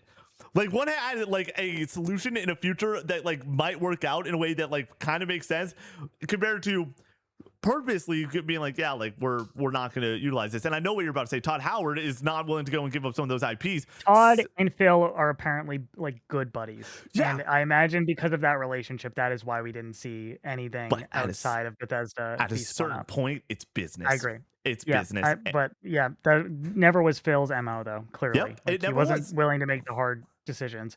Real quick though, we don't have the story about PlayStation and still pushing live service. Yeah, I thought that this was going to be a very beefy episode, and so Let's just touch on that real yeah. fast. Sucks. I think that they've been more tactical in their output over the last few years, and we'll see how first party functions with this in the PS6 generation. Like we're still gonna get the live service game from Bend. Yeah, That's what they're working on. But is anybody else Well, at PlayStation I, first party working on not a live service game? I don't think so, but I do want. Well, yes, Horizon, Hunter's Gathering Right. based live service. And they have to do this, and like they don't have to, but like the numbers dictate that they have to Yeah. because like that is where the big bucks are, and they like you can't just completely ignore Well, the fact that like these games print money. You hit on one of them and you own it. Like it can help rise all ships like and help the single player games by getting more funding and more money into the company, so then you can greenlight and support these single player games, or it could just be pumped into more live service stuff, which is I don't even want to think about that. yeah. But then I do want to point out that I do think that they've done a better job of like lining up second party partnerships. We have Four Loop coming out. We have Marvel Tokon coming out. Like Well, I think that is what they should be doing, and I hope that by saying this and doubling down on this, they've learned some lessons from the shit show that has happened over the last generation and are adapting and are going to be more tactical with how they go after live service. the quote of this article that you're bringing up, they bring up Marvel Tokon as the thing. They're like, look at Marvel Tokon, look what we're doing there. And Like, nobody's mad about that game. no one is remotely mad about that game, and they are publishing that game and partnering with Arc System, one of the greatest fighting game developers ever. And it's like, dude, like I can't wait for this game. It's going to review exceedingly well. It's going to sell exceedingly well. Dragon Ball Fighter Z sold exceedingly well. It's the same Guilty Gear.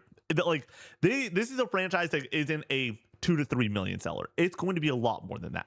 And Yeah. with the Marvel IP and with the talent of this team, this is going to be a staple at Evo, I assume, for 5 to 10 years. Like this is the game for fighting game people for a long Yeah. time. And And with and that, while I personally don't think Four Loop looks great, like I think it makes a lot of sense why they went after that game. It's the Left 4 Dead guy. Like he yeah, clearly has a lot of pedigree and knowledge to put out a solid live service game, and I don't think they're betting the house on that game by any means. So like I think those kind of decisions make a lot of sense. Oh, we forgot about Fair Games yeah, for first party, which which they're gonna I keep don't know taking. how it still exists. I'm fine with them taking shots. I am so fine with them taking Yeah. shots. Just don't do it with the studios and have an opportunity cost. It's like, okay, like instead of the next massive game that could be your new IP that it goes and makes you buy a PS6 sort of situation, you're doing a live service game that's either going to flop or get canceled.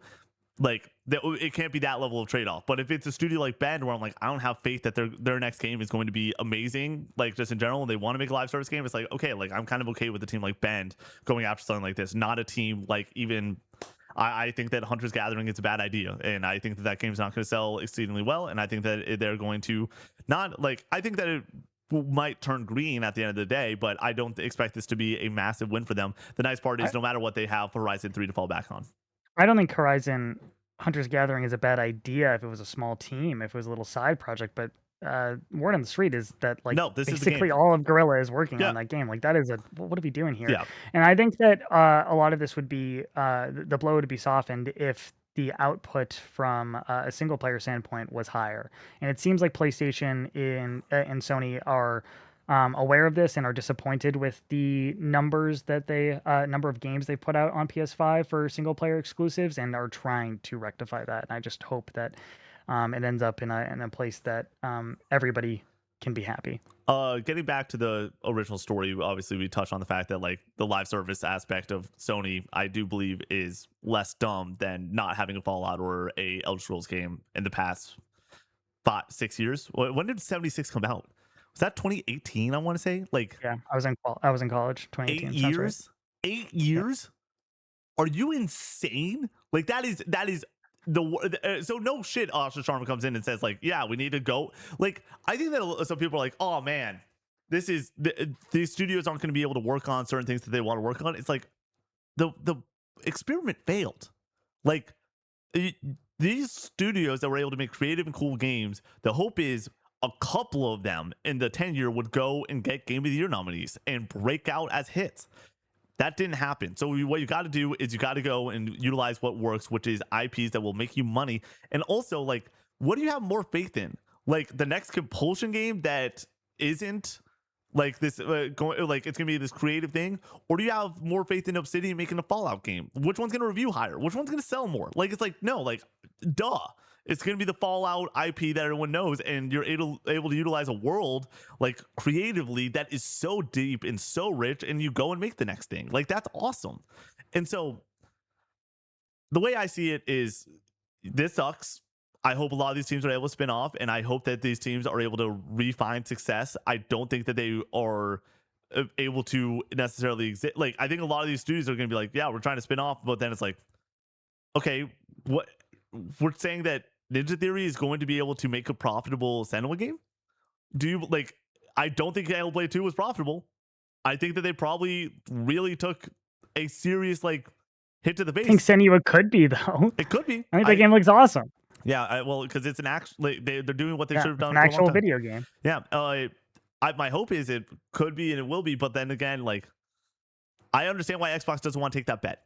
I completely understand, and so the hope is Monday comes around and it's less studios than we think. If the worst thing to come from this, in my opinion, would be Arcane Leon shutting down. Like, if Agreed. Arcane Leon shuts down, wrap it up. What are we doing? I've said multiple times. You said multiple times. Like, they need Blade. Like, Blade is such a powerhouse. Arcane Leon, Deathloop, Game of the Year nominated Deathloop. Like, Dishonored 1 and 2, a lot of people's like favorite games of all time. Like, this would be like, in my opinion, like Sucker Punch closing down. Like, like one of those studios that like you just know is guaranteed gonna have the sauce. And whether the game is great or amazing depends on the player. But that's the range that they live in. Like, they don't make good games. They make great games or amazing games, and it just depends on where you land on how much you like that style and that sauce.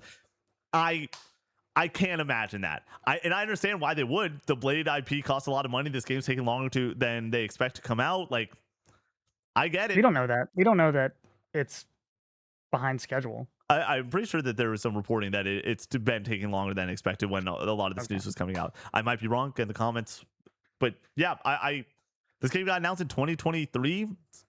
We haven't seen it. Like, the next time we're gonna see it is 2027.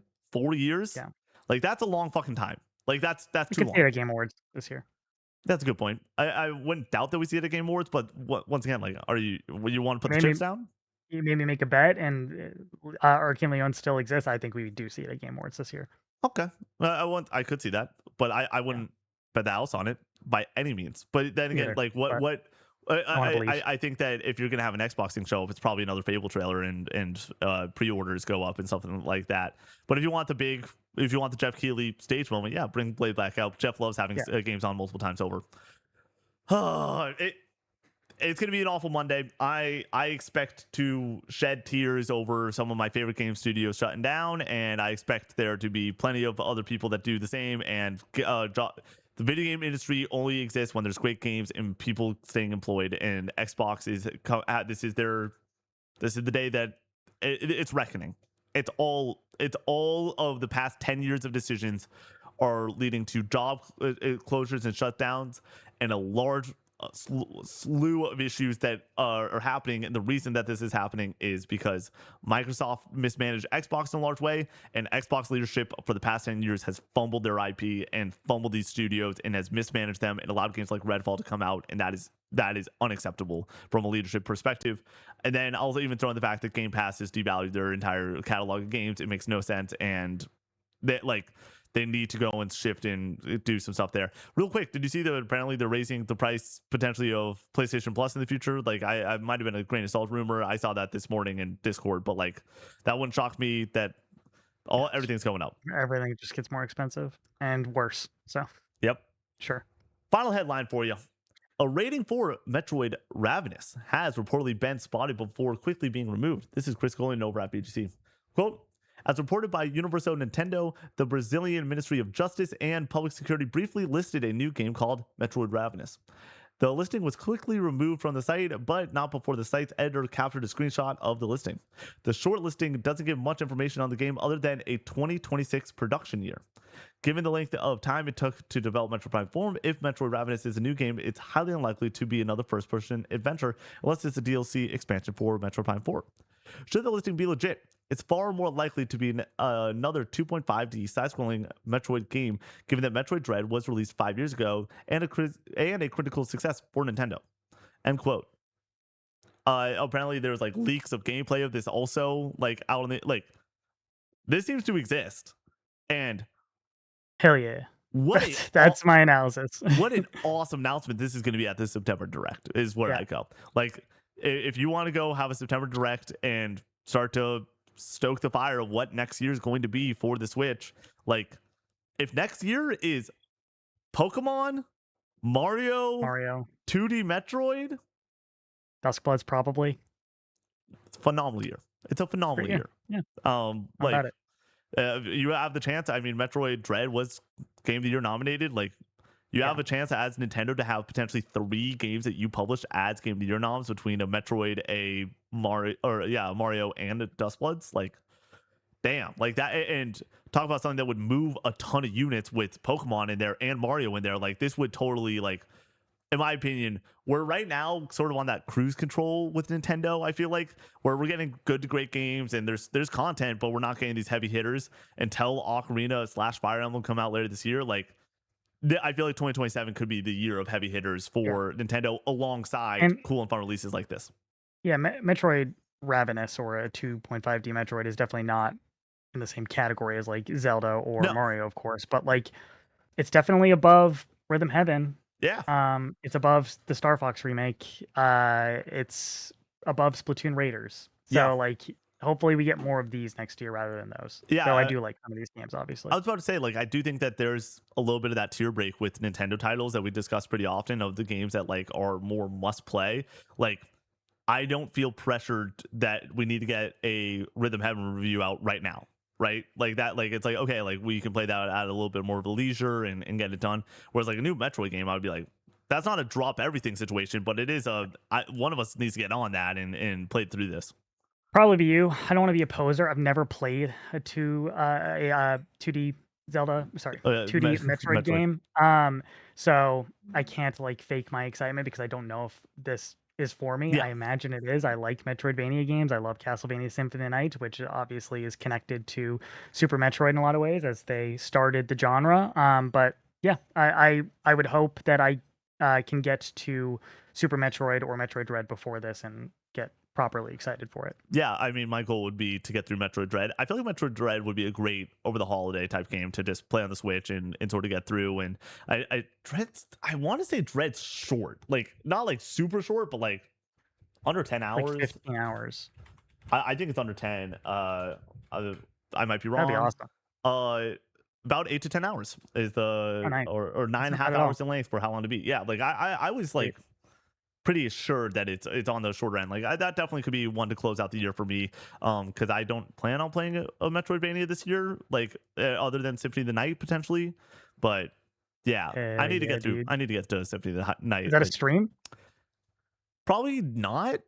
Just due to the Okay. fact that like my stream schedule is pretty booked for the rest of this year after BBS, it's probably Majora's Mask, and then after Majora's Mask, it's FF6, and so I like that Find a map. Find a map online for the castle. You're gonna need it. yeah, I used a guide for most of that game. Just I don't like being lost, and I was lost a lot. yeah. I mean I love I love Do that you know for the twist streaming. in Symphony of the Yeah, Night? Sorry. yes, Okay, yeah. cool. If you're around video games long enough, you probably do. It's one of those. But yeah, I for me, I love that streaming has just always been for the past couple years. Like, yeah, around fall, I'm gonna play a Zelda all timer, and then to close out the year, I'm gonna play a all timer Final Fantasy. Like, I love the Is that what rotation of you're that. doing this year? You're doing Majora's Mask, right? Majora's Mask and Final Fantasy 6 is the plan Nice. to close it. Ooh, 6 is really good. Which like I think that after I get through 6, I've technically got through the heavy hitters.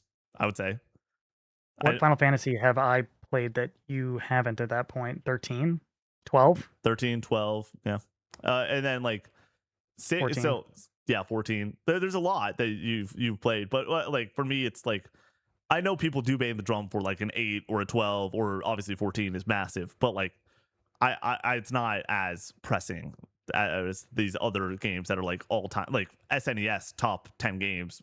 Final Fantasy 6 is on everyone's top 10 list. Like Yeah. that's a must play. So yeah, it's really fun. I feel good that I'm continuing to make my way through a lot of these all timers. And then next year, I think I played through Skyward Sword, and then I'll have played all the 3D Zeldas, which like I feel like that's good for the channel just in general. Yeah. Obviously, Breath of the Wild's an interesting one where I didn't beat that game, or but like I now know that game. It's not Connor. It's not on my beaten Dude, I list this carried year. that stream. I I carried the Breath of the Wild stream. I You made all the 100% did. progress. Yeah, but also you left me out to dry because you're taking all the easy shrines. I'm freaking finding. Oh, dude, I like some of the shrines that I did towards the end of that stream. Like were hard to find, multi steps to even get to shrines, and compared to I'm walking past shrines that you did. I'm like, this is just on a hill, dude. This is just on a Yeah. fucking hill that he's able to go and get to. But yeah, what a stream. I can't believe that even was this year. Connor, it's hot. Good show. I'm proud of us. Video games are still cool, even though there's bad news. Onimusha moving up, that's pretty rad. A new Metroid game, that's pretty rad. You want to know what else is pretty rad, Connor? The people that support us over at the highest tier over on patreon.com/cope64. They support the show in a way that they get their name read at the end of each and every episode. And just if you support this level, thank you so much. It really means the world to us. I'm just going to rip the names just so we don't have to go back and forth, and we can get out of here a little bit faster.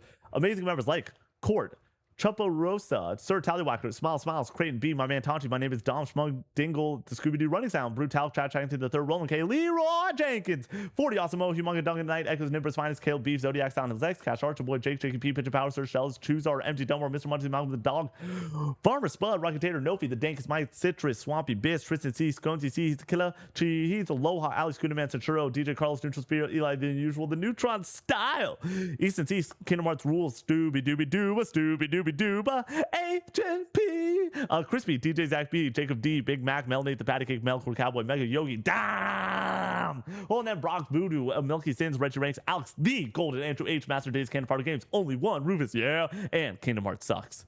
Connor, thanks for joining me on this episode. As always, it's a pleasure. This is now the either longest or second longest CGNT we've ever shot, so that's pretty cool. I will see you in the next one. Peace out.